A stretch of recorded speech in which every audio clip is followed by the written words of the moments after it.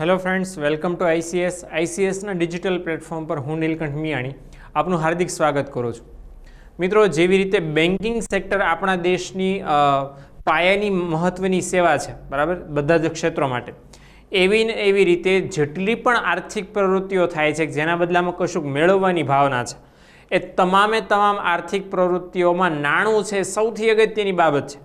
એવું પણ કહેવાય છે કે નાણું છે એવી ધરી છે જેની બાજુ તમામ આર્થિક પ્રવૃત્તિઓ ઘૂમા કરે છે, ફર્યા કરે છે. એટલે એ નાણાંને જાળવવાની જે સિસ્ટમ છે, નાણાંને જાળવવાની વ્યવસ્થા, એ ખાસ આપણા માટે હોવી જરૂરી છે. એટલે કોઈ પણ દેશ માટે પણ એ ખાસ જરૂરી છે કે નાણાં છે કયા ક્ષેત્રમાં કેટલા રોકાયેલા છે, એ નાણાંનું રોકાણ કેવી રીતે થાય છે, કેટલો વપરાશ થાય છે, કેટલી બચત થાય છે, એનો ખર્ચ કેટલો થાય છે, એ બહુ અગત્યની બાબતો છે. એટલે નાણાકીય વ્યવસ્થા દેશમાં કેટલી છે એ ખાસ આપણે જાણવું જરૂરી છે. અને એ જ નાણાકીય વ્યવસ્થા માટે ઘણી બધી વખત ઘણા બધા દેશોની અંદર અલગ અલગ પ્રકારના બજાર હોય છે, જેને આપણે શેર બજાર, મૂડી બજાર કે નાણાં બજારના નામે ઓળખીએ છીએ. અને એની અંદર સંસ્થાઓ હોય છે, શેર બજાર કે ડિબેન્ચરનું ખરીદ વેચાણ થતું હોય છે, નાણાકીય વ્યવહારો થતા હોય છે. એ શું છે એ બધી જ વિગતો આપણે આજના વિડીયોની અંદર જાણવાના છીએ અને જોવાના છીએ કે નાણાં બજારની અંદર કઈ કઈ સંસ્થાઓ કામ કરે છે, કઈ સંસ્થાઓ સમગ્ર નાણાં બજારનું, શેર બજારનું અથવા તો મૂડી બજારનું નિયંત્રણ કરે છે અને કઈ રીતે કામ થાય છે આપણા દેશની અંદર નાણાકીય વ્યવસ્થા અંગે, એ ખાસ જોવાના છીએ. સૌપ્રથમ સમજી લઈએ કે નાણાં બજાર શું છે. તો કોઈ પણ અર્થવ્યવસ્થામાં ઓછા કે વધુ નાણાં ધરાવતી વ્યક્તિઓ કે સમૂહો વચ્ચે જરૂરિયાત મુજબ નાણાંની લેવડ દેવડ થાય તો એને શું કહેવાય? નાણાકીય બજાર કહેવાય. એટલે ઇન શોર્ટ, દેશની અંદર જેટલી પણ વ્યક્તિઓ કે સંસ્થાઓ છે એ કોઈ પણ દેશની અર્થવ્યવસ્થામાં જ્યારે અરસપરસ નાણાંની લેવડ દેવડ કરે અને એના માટેની જે વ્યવસ્થા હોય છે એને નાણાં બજાર કહી શકાય, નાણાકીય બજાર કહી શકાય. ઇન શોર્ટ, આ બજાર એવું બજાર છે કે જેની અંદર અલગ અલગ નાણાકીય સંપત્તિઓનું અલ્પ સમય માટે, અલ્પ સમય એટલે 1 વર્ષના સમય માટે, 1 વર્ષ કે એના કરતાં ઓછા સમય માટે ખરીદ વેચાણ થાય. હવે કઈ કઈ નાણાકીય સંપત્તિઓ હોઈ શકે? તો અહીંયા શેર બજાર પણ હોય, શેર, ડિબેન્ચર, બોન્ડ પણ હોઈ શકે છે. ઉપરાંત સાથે સાથે બચત પ્રમાણપત્રો છે જેને સર્ટિફિકેટ ઓફ ડિપોઝિટ્સ પણ કહેવાય છે. ટ્રેઝરી બિલ પણ હોય છે, બરાબર. આ બધા જ બચત પત્રો કે શેર, ડિબેન્ચર, બોન્ડ, આ બધાની આપલે ખરીદ વેચાણ 1 વર્ષના સમયગાળાના અંદર માટે કરવામાં આવે છે. બીજું કે નાણાં બજારમાં ભારતીય રિઝર્વ બેંક દ્વારા અર્થવ્યવસ્થામાં તરલતા અને નાણાંના પ્રવાહને નિયંત્રિત કરવામાં આવે છે.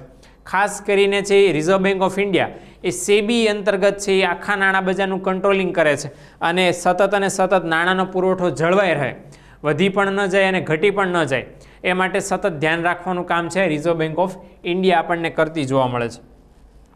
આગળ વાત કરીએ તો જે ભારતનું નાણાં બજાર છે એને આપણે 2 ભાગમાં વહેંચી શકીએ. એક તો સંગઠિત નાણાં બજારમાં અને બીજું છે અસંગઠિત નાણાં બજારની અંદર. તો સંગઠિત એટલે કે ઔપચારિક નાણાં બજાર કોને કહેવાય? શરૂઆત એનાથી કરીએ તો સંગઠિત કે જે ઔપચારિક નાણાં બજાર છે એનો વિકાસ 1980ની અંદર શરૂ થયો અને એની અંદર વ્યાપારી અને ઔદ્યોગિક ફોર્મની જેટલી પણ શ્રેણીઓ હતી એને અલગ અલગ 8 સાધનોનો ઉપયોગ કરવામાં આવ્યો. એટલે ઇન શોર્ટ એમ કહી શકાય કે આ જે અસંગઠિત મુદ્રા બજાર અથવા તો નાણાં બજાર છે એ નોંધાયેલું બજાર છે અને એની અંદર તમામ પ્રકારના નીતિ નિયમોનું પાલન કરવામાં આવે છે. એટલે જેટલી પણ શ્રેણીઓ, જેટલા પણ ઉદ્યોગો, જેટલી પણ કંપનીઓ જોડાય છે આ નાણાં બજારમાં, એ તમામ છે સેબીનું અને રિઝર્વ બેંક ઓફ ઇન્ડિયાનું અને ભારત સરકાર દ્વારા વખતો વખત બહાર પાડવામાં આવેલ તમામ કાયદાઓનું પાલન કરતી જોવા મળે છે. એટલે અહીંયા મોસ્ટ ઓફ છે તમામ નિયમોનું પાલન સંગઠિત નાણાં બજારની અંદર જોવા મળે છે. આગળ એની વાત કરીએ તો સંગઠિત નાણાં બજારમાં ઘણા બધા નાણાકીય સાધનો હોય છે. કયા કયા નાણાકીય સાધનો જોવા મળે? તો સૌથી પહેલું એનું નાણાકીય સાધન આપણને જોવા મળે છે અને એ છે ટ્રેઝરી બિલ. તો ટ્રેઝરી બિલ શું છે? હવે આ એક પ્રકારનું નાણાકીય પ્રમાણપત્ર છે જેની લેવડ દેવડ એ નાણાકીય લેવડ દેવડ સમાન જ ગણવામાં આવે છે. તો સ્વતંત્રતા પછી 1986ની અંદર સંગઠિત કરવામાં આવ્યું હતું અને આજના સમયે 91,182 અને 364 દિવસના ટ્રેઝરી બિલ પ્રચલિત છે, બરાબર. એટલે આટલા બધા દિવસના 91 દિવસ, 182 દિવસ અને 364 દિવસ, આ ત્રણેય દિવસના ટ્રેઝરી બિલ વર્તમાન સમયની અંદર પ્રચલિત છે. એટલે તમે 91 દિવસ માટે પણ નાણાં ઉછીને લેવા માટે આ બિલ વાપરી શકાય છે. મોસ્ટ ઓફ ટ્રેઝરી બિલ છે 5 પ્રકારના છે. કયા કયા 5 પ્રકારના છે? તો પહેલું છે 14 દિવસ માટેનું ટ્રેઝરી બિલ, બરાબર, જે છે મધ્યસ્થ ટ્રેઝરી બિલ છે, જે વચ્ચે કોઈ મધ્યસ્થી તરીકે હોય દલાલ એ વાપરી શકે. બીજું 14 દિવસનું એવું છે કે જે વેચાણ લાયક છે, જેને આપણે વેચી શકીએ. કેટલા સમય માટે? તો કે 14 દિવસ માટે. ત્યાર પછી છે 91 દિવસનું, 182 દિવસનું અને 364 દિવસનું. આમ 5 પ્રકારની અલગ અલગ સમય અવધિ માટે આપણે ટ્રેઝરી બિલનો ઉપયોગ કરીને નાણાંની લેવડ દેવડ કરી શકીએ છીએ. એટલે એક પક્ષકાર છે એ છે નાણાં, એક પક્ષકારે નાણાં બીજા પક્ષકારે ચૂકવવાના હોય ત્યારે રોકડ નાણાં ન આપતા આ ટ્રેઝરી બિલનો ઉપયોગ કરીને નાણાંની હેરફેર કરી શકે છે. બીજું છે રોકડ વ્યવસ્થા બિલ. હવે કેશ મેનેજમેન્ટ બિલ અંતર્ગત સરકારે 2009ની અંદર CBMની ઘોષણા કરી અને 2010-11માં એની શરૂઆત થઈ. અને આ જે રોકડ વ્યવસ્થાવાળું બિલ છે એને પાકવા માટે લગભગ 91 દિવસનો સમય આપવામાં આવે છે, બરાબર. એટલે આ એક પ્રકારનું ટ્રેઝરી બિલની જેમ જ એક પ્રકારનું બિલ છે જે નાણાંની ચૂકવણી માટે રજૂ કરવામાં આવે છે. ત્યાર પછી છે મ્યુચ્યુઅલ ફંડ, બરાબર, મની માર્કેટ મ્યુચ્યુઅલ ફંડ પણ કહેવાય છે. હવે આ 1992થી શરૂ થયું છે અને વ્યક્તિગત રીતે રોકાણ કરનારા લોકો છે, ટૂંકા ગાળા માટે રોકાણ કરનારા લોકો છે, એવા માટે હતું. અને મોસ્ટ ઓફ આ મ્યુચ્યુઅલ ફંડનો હેતુ એવો હતો કે એવા લોકો જે શેરબજારથી બહુ માહિતગાર નથી, શેરબજાર સાથે સંકળાયેલા નથી, નવા રોકાણકારો છે, એમની શેરબજારની ઉથલપાથલ અંગે કંઈ ખાસ માહિતી નથી, એવા લોકોને જો રોકાણ કરવું છે તો મ્યુચ્યુઅલ ફંડ એવા લોકો પાસેથી રોકાણ લઈને, નાણાં લઈને એને યોગ્ય લાગે એવી જગ્યાએ રોકાણ કરે છે અને પછી ગ્રાહકોને વળતર પૂરું પાડે છે. એટલે આ રીતે મ્યુચ્યુઅલ ફંડની પણ શરૂઆત થયેલી. ત્યાર પછી છે કોલ નાણાં બજાર અથવા તો કોલ મની માર્કેટ પણ કહેવાય છે, જેને હોટ મની પણ કહેવામાં આવે છે.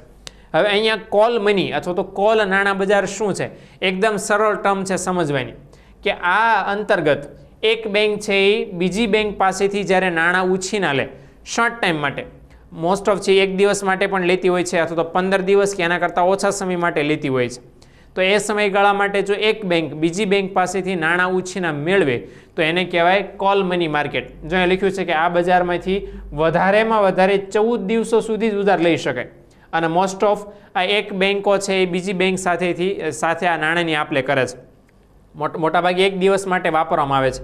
હવે શા માટે કોલ મની માર્કેટ એવું કહેવાય છે? કારણ કે અહીંયા કોલ કરવાથી નાણાંની હેરફેર થઈ જાય છે, બરાબર. એક બેંક બીજી બેંકને નાણાંની હેરફેર કરે છે અને એટલા માટે એનું પ્રકાશિત નામ છે કોલ મની માર્કેટ, જે 1 દિવસ માટે ઓછામાં ઓછું હોય ને વધુમાં વધુ 14 દિવસ માટે નાણાંની હેરફેર થાય.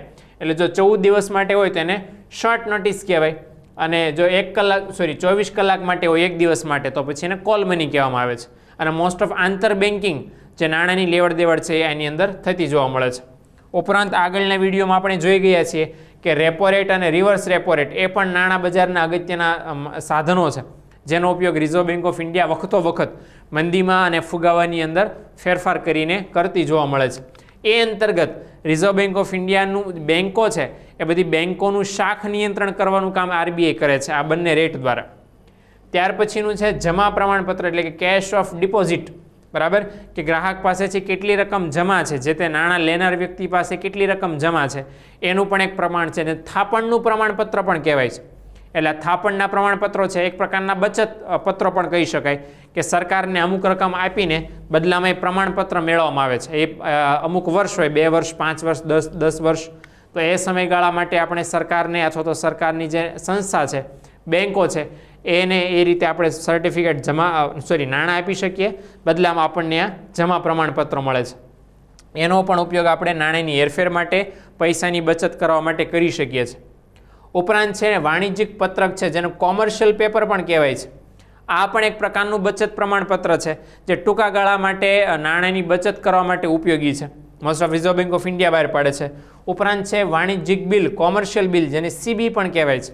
આ મોટાભાગે બેંકો ઉપયોગ કરે છે. એક બેંક બીજી બેંકને જ્યારે નાણાંની હેરફેર કરવા માંગતી હોય ત્યારે આનો ખાસ ઉપયોગ થાય છે અને છે કોમર્શિયલ બિલ. ઓકે, ત્યારબાદ ખાસ જોઈએ કે અસંગઠિત મુદ્રા બજાર છે, બરાબર. તો એ અસંગઠિત મુદ્રા બજાર છે એનું કામકાજ ખાસ કેવું છે? હવે જો સંગઠિત મુદ્રા બજાર આપણે જોયું હતું જેની અંદર મોટાભાગે કાયદાઓનું પાલન થાય છે, બરાબર. પણ અસંગઠિત મુદ્રા બજાર એવું છે કે જેની અંદર ખાસ છૂટું છવાયું હોય છે, કાયદાઓનું પાલન થતું નથી. તો આપણે જે કહીએ છીએ કે શાહુકારો છે, ગુજરાતી શરાફો છે, મારવાડી છે, કાયસ છે, બરાબર, ચેન્નઈ આસપાસ ચોટિયાર જે લોકો છે, આ બધા લોકો છે પોતાની રીતે વ્યાજના દર નક્કી કરીને જેને નાણાંની જરૂર હોય એને નાણાં ઉછીને આપે છે અને પછી નાણાંની વસૂલાત કરે છે, બરાબર. એટલે આ રીતે જે આ બધું જે આ બધા પક્ષકારો દ્વારા નાણાંની લેવડ દેવડ થાય છે એ બજારને અસંગઠિત નાણાં બજાર પણ કહેવાય છે. ખાસ કરીને કૃષિ ક્ષેત્રનું જે ઉછીના નાણાં મેળવાય છે, ખાસ કરીને ગ્રામીણ વિસ્તારોની અંદર આ અસંગઠિત બજારનો બહુ મોટો વ્યાપ છે. ચીટ ફંડ કે નિધિઓ છે, આ બધાનો સમાવેશ પણ અસંગઠિત નાણાં બજારમાં જ થાય છે. હવે આ પ્રકારનો ધિરાણનો પ્રોબ્લેમ એ છે કે આ પ્રકારના ધિરાણમાં ખૂબ જ ઊંચું વ્યાજ છે વસૂલ કરવામાં આવે છે, કારણ કે અહીંયા કોઈ રિઝર્વ બેંક ઓફ ઇન્ડિયા કે સેબીના નિયમ તો લાગુ પડતા નથી, કારણ કે જે છૂટક ધિરાણ કરતા હોય છે એ લોકો આરબીઆઈના નિયમો ફોલો કરતા નથી, એટલે પોતાને અનુકૂળ હોય એવો વ્યાજનો દર છે એ અલગ અલગ લોકો પાસેથી વસૂલ કરે છે. મોસ્ટ ઓફ 36% થી 48% જેટલું વાર્ષિક વ્યાજ એ લોકો લે છે. એટલે આ પ્રકારનું જે અસંગઠિત નાણાં બજાર છે એની અંદર જે વ્યક્તિ ઉછીના નાણાં લે છે એમનું શોષણ થવાની પૂરેપૂરી શક્યતાઓ છે. ઉપરાંત જે દેશી બેન્કો છે, બરાબર, એ પણ અસંગઠિત નાણાં બજારમાં જ આવે છે. હવે જે નોન બેન્કિંગ ફાઇનાન્શિયલ કંપની છે જે રિઝર્વ બેંક ઓફ ઇન્ડિયા અંતર્ગત નોંધાયેલી છે એનો સમાવેશ પણ આની અંદર જ થાય છે. ઓકે. બીજું કે જેમનો વાર્ષિક ટર્નઓવર 100 કરોડથી વધારે હોય એને સિસ્ટમેટિકલી ઇમ્પોર્ટન્ટ એનબીએફસી કહેવાય છે. એટલે એવી નાણાકીય સંસ્થાઓ જે 100 કરોડ કરતાં પણ વધારે ટર્નઓવર કરે છે એમનો પણ અહીંયા સમાવેશ કરવામાં આવે છે. ઉપરાંત એનબીએફસી છે એનો મોટામાં મોટો ફાયદો એ છે કે 99 વર્ષના ભાડા પટ્ટે જમીન કે મિલકત એ લોકો આપી શકે છે અને ફિક્સ ડિપોઝિટ પણ રાખી શકે છે. એટલે આ રીતે છે એ અસંગઠિત નાણાં બજાર એ પણ ખાસ અહીંયા આપણને ઉપયોગી બને છે. મોસ્ટ ઓફ છે એ વર્તમાન સમયમાં રિઝર્વ બેંક ઓફ ઇન્ડિયાએ છે એ નક્કી કર્યું છે કે વધારે ને વધારે લોકો આ બધી નાણાકીય સંસ્થાઓ છે, બેન્કો છે, જે આરબીઆઈના નિયમો ફોલો કરે છે એની સાથે જોડાય અને અસંગઠિત નાણાં બજારનો ઓછામાં ઓછો ઉપયોગ કરે. કારણ કે પહેલાં એવું હતું કે બેન્કોનો વિકાસ ઓછો થયેલો, એટલે ખાસ કરીને ગ્રામીણ ક્ષેત્ર અને કૃષિ ક્ષેત્રની અંદર જ્યારે પણ નાણાકીય સહાયની જરૂર પડતી ત્યારે ગ્રામીણ લોકો અને ખેડૂતો છે મોસ્ટ ઓફ આ અસંગઠિત લોકો પાસેથી જ અસંગઠિત નાણાં બજારમાંથી જ નાણાં ઉછીના મેળવતા, પરિણામે એમને ઊંચું વ્યાજ ચૂકવવું પડતું અને શોષણ થતું.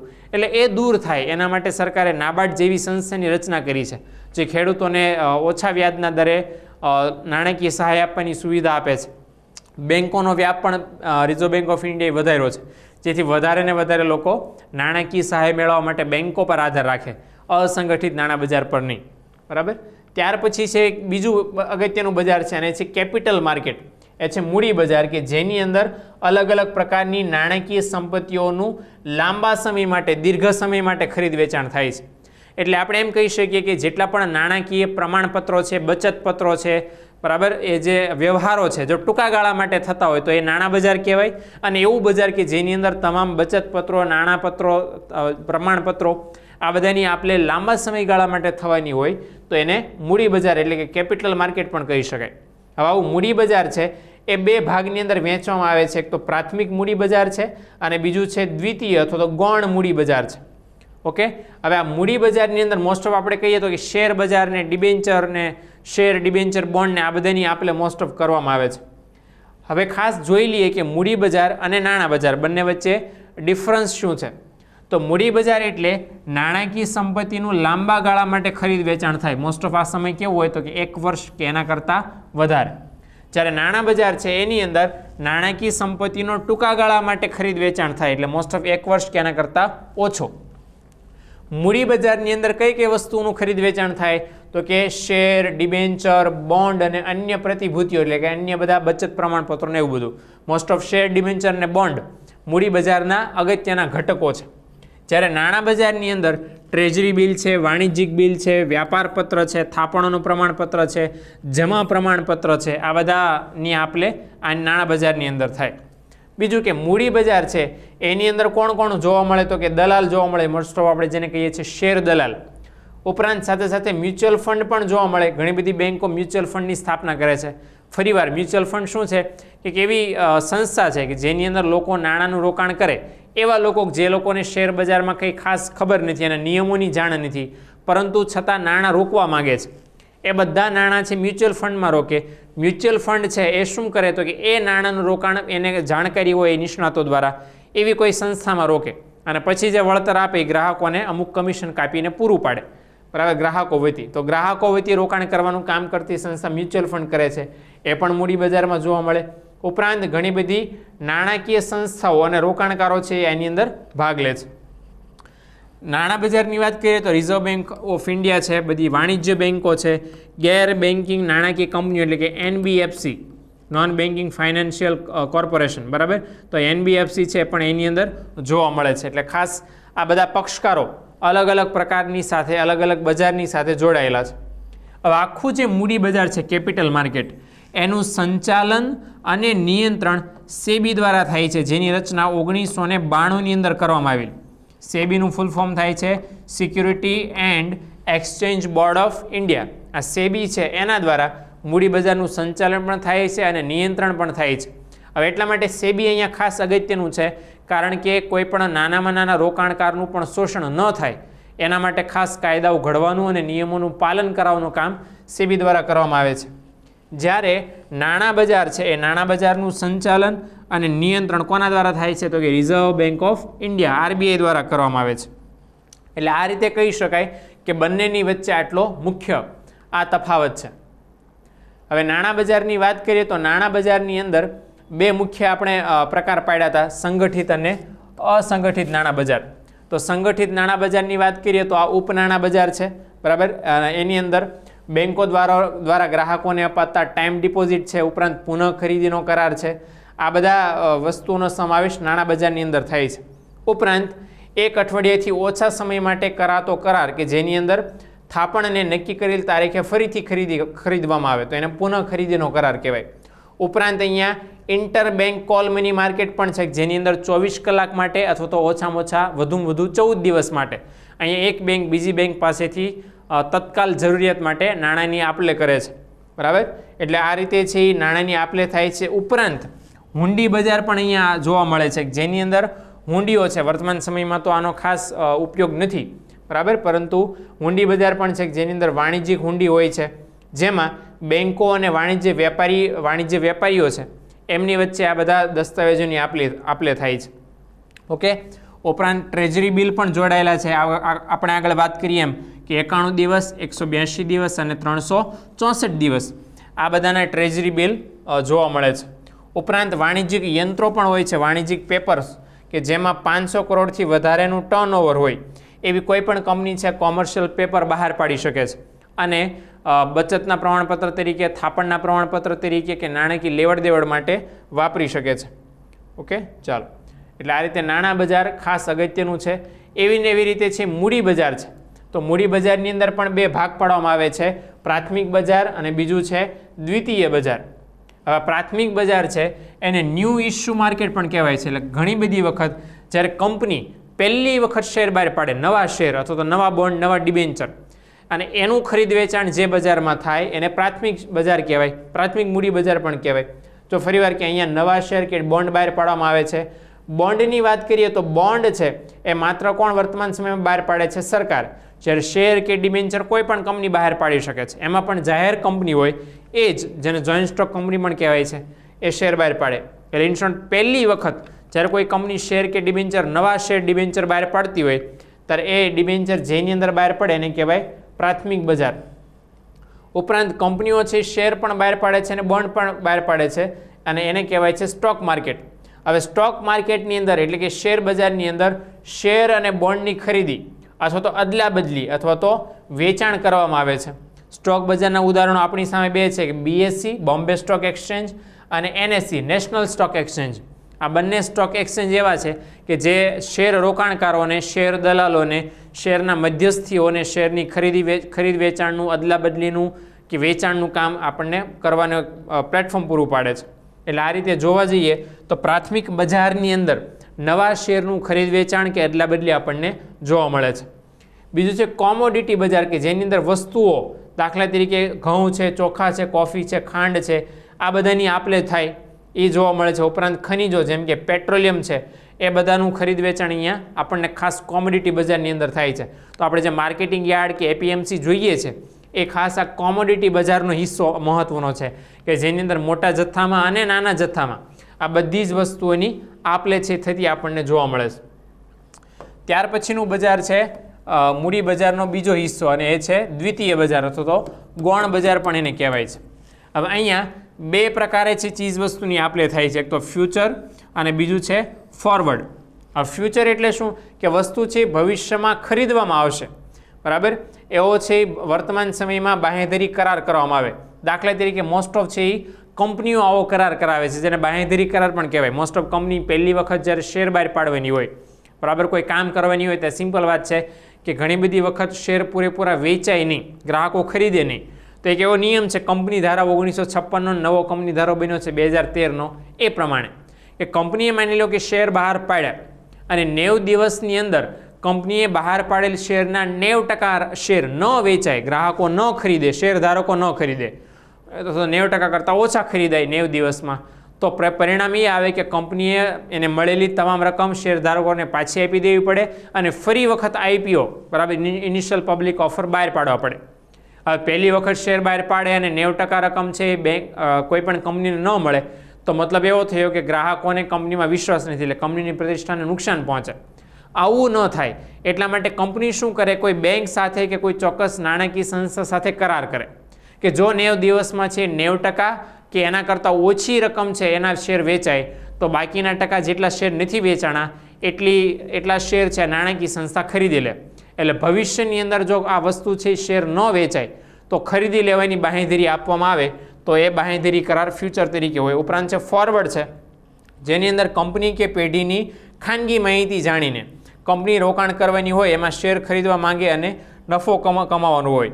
અને ઘણી બધી વખત આ જે રીત છે એ ગેરકાયદેસર પણ ગણવામાં આવે છે. એટલે આ રીતે જોવા જઈએ તો શેર બજારની અંદર આ રીતે કામ થાય છે અને શેર બજારની અંદર કે નાણાં બજારની અંદર આ રીતે નાણાંની કે શેર બજારની આપ-લે કરવામાં આવે છે. ભારતના શેર બજારની વાત કરીએ તો શેર બજાર વિનિયમિત છે, સંગઠિત છે, એટલે જોડાયેલું છે શેર બજાર સેબી સાથે, કાયદાઓનું પાલન કરતું બજાર છે અને સંસ્થાકીય નાણાં બજાર છે. અલગ અલગ ઘણી બધી સંસ્થાઓ એની અંદર જોડાયેલી છે અને એક પ્રકારની સિસ્ટમથી કામ થાય છે. એની અંદર શેર, બોન્ડ અથવા તો નોટ્સ આ બધાનું ખરીદ વેચાણ માંગ અને પુરવઠા દ્વારા નક્કી કરાયેલ કિંમતો પર કરવામાં આવે છે. આપણે જોતા હોઈએ છીએ કે રોજે રોજ છે જે તે શેરના કે ડિબેન્ચરના કે બોન્ડના ભાવ સતત અને સતત વધતા કે ઘટતા હોય છે. એ શા માટે? કારણ કે શેરની કિંમત શેરની માંગ અને પુરવઠા પર આધારિત હોય છે. એટલે શેરની ડિમાન્ડ કેટલી છે, એની સામે એનો સ્ટોક કેટલો છે, એના સામે શેરના બજાર ભાવમાં વધઘટ થાય છે અને એ વધઘટની સાથે શેર બજારમાં શેરનું ખરીદ વેચાણ થાય છે. એક વસ્તુ ખાસ અહીંયા અગત્યની છે કે વર્તમાન સમયની અંદર જો કોઈ વ્યક્તિએ શેર ખરીદવા છે કે વેચવા છે કે ખરીદ વેચાણ કાંઈ પણ કરવું છે તો એ વ્યક્તિએ ડીમેટ એકાઉન્ટ ખોલાવવું પડે છે. હવે ડીમેટ એકાઉન્ટનું ફૂલ ફોર્મ થાય છે ડીમટીરિયલાઇઝેશન. એ શું છે તો કે ડીમટીરિયલાઇઝેશન અથવા તો ડીમેટ એકાઉન્ટ છે જે કોઈ પણ વ્યક્તિ શેરનું ખરીદ વેચાણ કરે. માની લઈએ કે મેં રિલાયન્સ કંપનીના 35 શેર ખરીદ્યા તો એ 35 શેરને ડિજિટલ સ્વરૂપમાં સાચવવાનું કામ કરે. ભૂતકાળમાં એવું બનતું જ્યારે ઇન્ટરનેટ ટેકનોલોજી નહોતી, આ ડીમેટ એકાઉન્ટની સુવિધા નહોતી, ત્યારે શું કરવું પડતું, જે કંપનીના શેર લેવા હોય એ કંપનીના રૂબરૂ ઓફિસે જવું પડે અને એક આખી પ્રોસેસ પસાર કરવી પડે. એ પ્રોસેસ પૂરી થાય એટલે જેટલા શેર ખરીદીએ એટલા પ્રમાણપત્ર આપણને જે તે કંપની પૂરા પાડે. જેટલી કંપનીઓના શેર ખરીદીએ એ બધી જ કંપનીઓના પ્રમાણપત્ર છે આપણને મળે. પ્રોબ્લેમ એ થાય કે આ શેર સર્ટિફિકેટ કે શેરનું પ્રમાણપત્ર આપણે જ્યાં સુધી આપણી પાસે શેરની માલિકી હોય ત્યાં સુધી સાચવવા પડે, કારણ કે શેરની માલિકી હોવાનું સબૂત છે, એ પ્રમાણ છે. હવે એ પ્રમાણપત્ર ફાટી જાય, ખોવાઈ જાય એનો બીક રહે અને સાચવવા લાંબા સમય સુધી અઘરા પણ પડે. એવું ન થાય એટલા માટે ડીમેટ એકાઉન્ટની સિસ્ટમ ઊભી કરવામાં આવી છે કે જે અંતર્ગત કોઈ પણ વ્યક્તિ આવું ડીમેટ એકાઉન્ટ ખોલાવે તો પછી જેટલા પણ શેરનું ખરીદ વેચાણ કરવું પડે અથવા તો થાય એ બધાનો હિસાબ આ એકાઉન્ટની અંદર ડિજિટલ સ્વરૂપે સચવાઈ રહે અને આરામથી છે, આસાનીથી જો ગમે ત્યારે છે શેર માર્કેટ ઓપન હોય ત્યારે શેરનું ખરીદ વેચાણ ગમે તેટલી વખત કરી શકે છે. એટલે આ રીતે ડીમેટ એકાઉન્ટની સિસ્ટમ પણ દરેક વ્યક્તિને આપવામાં આવી છે. શેર બજારમાં ખરીદી કરવી છે, વેચાણ કરવું છે તો ડીમેટ એકાઉન્ટ ખોલાવવું ફરજિયાત છે. હવે ખાસ જ્યાં શેરનું ખરીદ વેચાણ થાય છે જે સંસ્થાઓની અંદર, તો મુખ્યત્વે 2 સ્ટોક એક્સચેન્જ છે જ્યાં શેરનું ખરીદ વેચાણ કરવામાં આવે છે. એમાં સૌથી જૂનું જે માર્કેટ છે અને એ છે BSE એટલે બોમ્બે સ્ટોક એક્સચેન્જ છે, બરાબર. અને એમ કહી શકાય કે બોમ્બે સ્ટોક એક્સચેન્જ ભારતનું નહીં, એશિયાનું સૌથી જૂનામાં જૂનું સ્ટોક એક્સચેન્જ છે, જેની સ્થાપના થઈ હતી 1875ની અંદર અને 1875થી લઈને વર્તમાન સમય સુધી અલગ અલગ કંપનીઓમાં નોંધાયેલી છે અને પોતાના શેર ડિબેન્ચર કે બોન્ડ છે એનું ખરીદ વેચાણ એની અંદર કરતી જોવા મળે છે. ભારત સરકારે આ જે બોમ્બે સ્ટોક એક્સચેન્જ છે એને 1975માં શેર બજારના રૂપમાં માન્યતા આપી. એટલે એમ કહી શકાય કે 1957ની અંદર BSE પહેલું સ્ટોક એક્સચેન્જ હતું જેનું મુખ્યાલય મુંબઈ ખાતે આવેલું હતું. બરાબર. બીજું કે BSE છે એને એક પ્રકારનું પ્રમાણપત્ર મળ્યું છે ISO 9001 અને 2000. એ પ્રમાણપત્ર પ્રાપ્ત કરવાવાળું ભારતનું પહેલું અને વિશ્વનું બીજું સ્ટોક એક્સચેન્જ છે જેને આ પ્રમાણપત્ર આપવામાં આવ્યું છે. બરાબર. બીજું કે BSE વિશ્વનું 5મું સૌથી મોટું સ્ટોક એક્સચેન્જ છે. ઇન શોર્ટ શેર બજાર કેટલા પ્રમાણમાં ખરીદ વેચાણ થાય છે, કેટલી કંપનીઓ એની અંદર નોંધાયેલી છે, એ દ્રષ્ટિએ વિશ્વનું 5મું સૌથી મોટું સ્ટોક એક્સચેન્જ છે. 2005ની અંદર વાત કરીએ તો BSE છે એક પબ્લિક લિમિટેડ કંપનીના રૂપમાં પરિવર્તિત થઈ, એટલે વર્તમાન સમયની અંદર એ કંપની છે અને BSE આ રીતે કામ કરે છે. ઓકે. હવે BSE છે એ સેન્સેક્સ છે એ બહાર પાડે છે. સેન્સેક્સનું ફૂલ ફોર્મ થાય છે સેન્સિટિવ ઇન્ડેક્સ, એટલે શેરની અંદર આ સંવેદનશીલ સૂચકાંક કહેવાય. બરાબર. BSE ની અંદર લગભગ 5500થી વધારે કંપનીઓ રજીસ્ટર છે. જેમ જેમ દિવસ થાય છે એમ નવી નવી કંપનીઓ નોંધાતી જાય છે. હવે આ સેન્સેક્સ કઈ રીતે કામ કરે છે તો કે જેટલી કંપનીઓ નોંધાયેલી છે એ બધી જ કંપનીઓના શેરના જે ભાવ છે એની એવરેજ કાઢીને આ સેન્સેક્સ છે નક્કી થાય છે અને એ દર્શાવે છે કે બધી જ કંપનીઓના એવરેજ શેરના ભાવમાં વધારો થાય છે કે ઘટાડો, એ નોંધવાનું કામ આ સેન્સેક્સ કરે છે. BSE સેન્સેક્સની શરૂઆત થઈ હતી 1986ની અંદર S&P દ્વારા. બરાબર.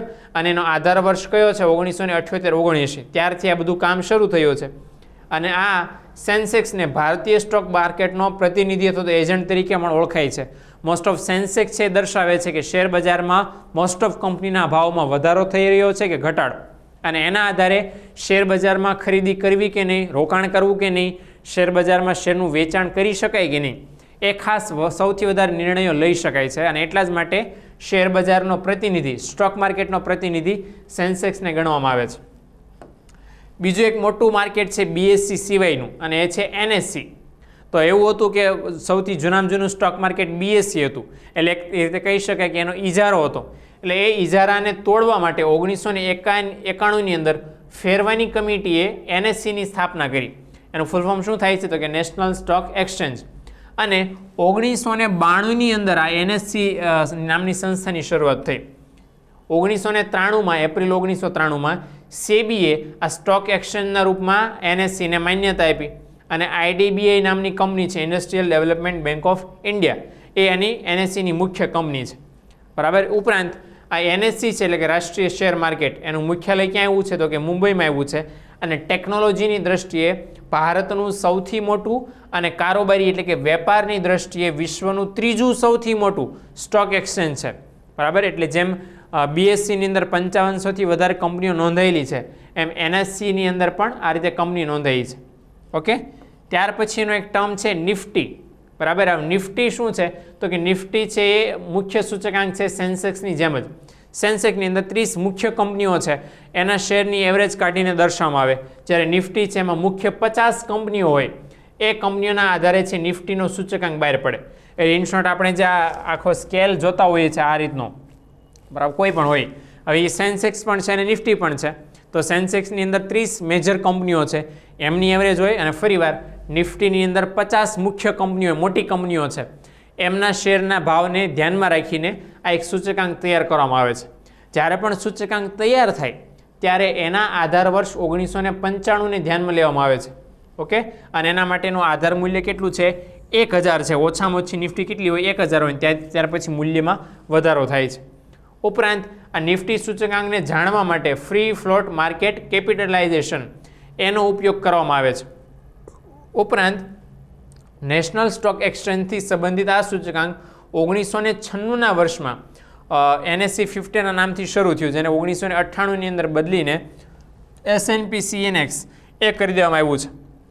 એટલે વર્તમાન સમયમાં શોર્ટમાં એમ કહી શકીએ કે ભારતની જે મોટી 50 કંપનીઓ છે જે આની અંદર નોંધાયેલી છે એના શેરના ભાવના આધારે આ નિફ્ટી છે નક્કી કરવામાં આવે છે અને એના આધારે આપણે જાણી શકીએ કે મુખ્ય 50 કંપનીઓના શેરના ભાવમાં શું ફેરફાર થયા છે.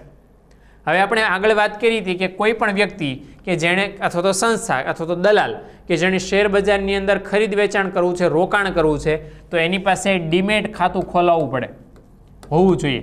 આ ડીમેટ ખાતું છે ઘણી બધી સંસ્થાઓ આપણને ખોલી આપે છે. વર્તમાન સમયની અંદર તો લગભગ દરેક વેપારી બેન્કો આપણને ડીમેટ એકાઉન્ટ ખોલી આપે છે. પરંતુ આજે ડીમેટ ખાતાની સુવિધા આપણને આપવા માટે સૌથી મોટી જે બે સંસ્થા જવાબદાર હોય તો આ બે ડિપોઝિટરી સંસ્થાઓ છે, જેનું નામ છે નેશનલ સિક્યુરિટી ડિપોઝિટરી લિમિટેડ એટલે NSDL, અને બીજી સંસ્થા છે central depository service India limited એટલે કે CDSL. આ બે સંસ્થાઓ છે એ ભારતની અન્ય નાની નાની સંસ્થાઓને ડિપોઝિટરી પાર્ટિસિપેન્ટને ખાતું ખોલવાની સુવિધા આપે. એટલે એમ કહી શકાય કે સૌથી મુખ્ય સ્ટોક માર્કેટમાં શેર બજારનું ડિજિટલાઇઝેશન થાય એના માટે આ બે સંસ્થાઓ કાર્યરત છે. બીજું કે આ બંને સંસ્થાઓ છે એમની નીચે હોય છે ડિપોઝિટરી પાર્ટિસિપન્ટ.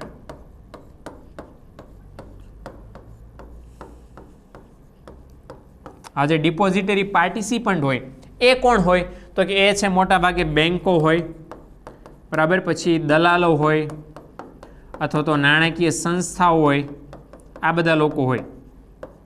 એટલે હું કે તમે જ્યારે ડીમેટ એકાઉન્ટ ખોલાવવા જઈએ કોઈ બેંકમાં, બરાબર, કે કોઈ એપ્લિકેશન, દાખલા કે એન્જલ બ્રોકિંગ ને ઘણી બધી એવી અન્ય એપ્લિકેશન્સ છે જેમાં આપણે ડીમેટ એકાઉન્ટ ખોલી શકીએ. ઘણી બધી બેન્કો છે એ, બરાબર, એક્સિસ બેંક છે, મહિન્દ્રા બેંક છે, ICICI બેંક છે, HDFC બેંક છે, આ બધી બેન્કો પણ આપણને ફ્રીમાં કે અમુક ચાર્જ લઈને ડીમેટ એકાઉન્ટ ખોલી આપે છે.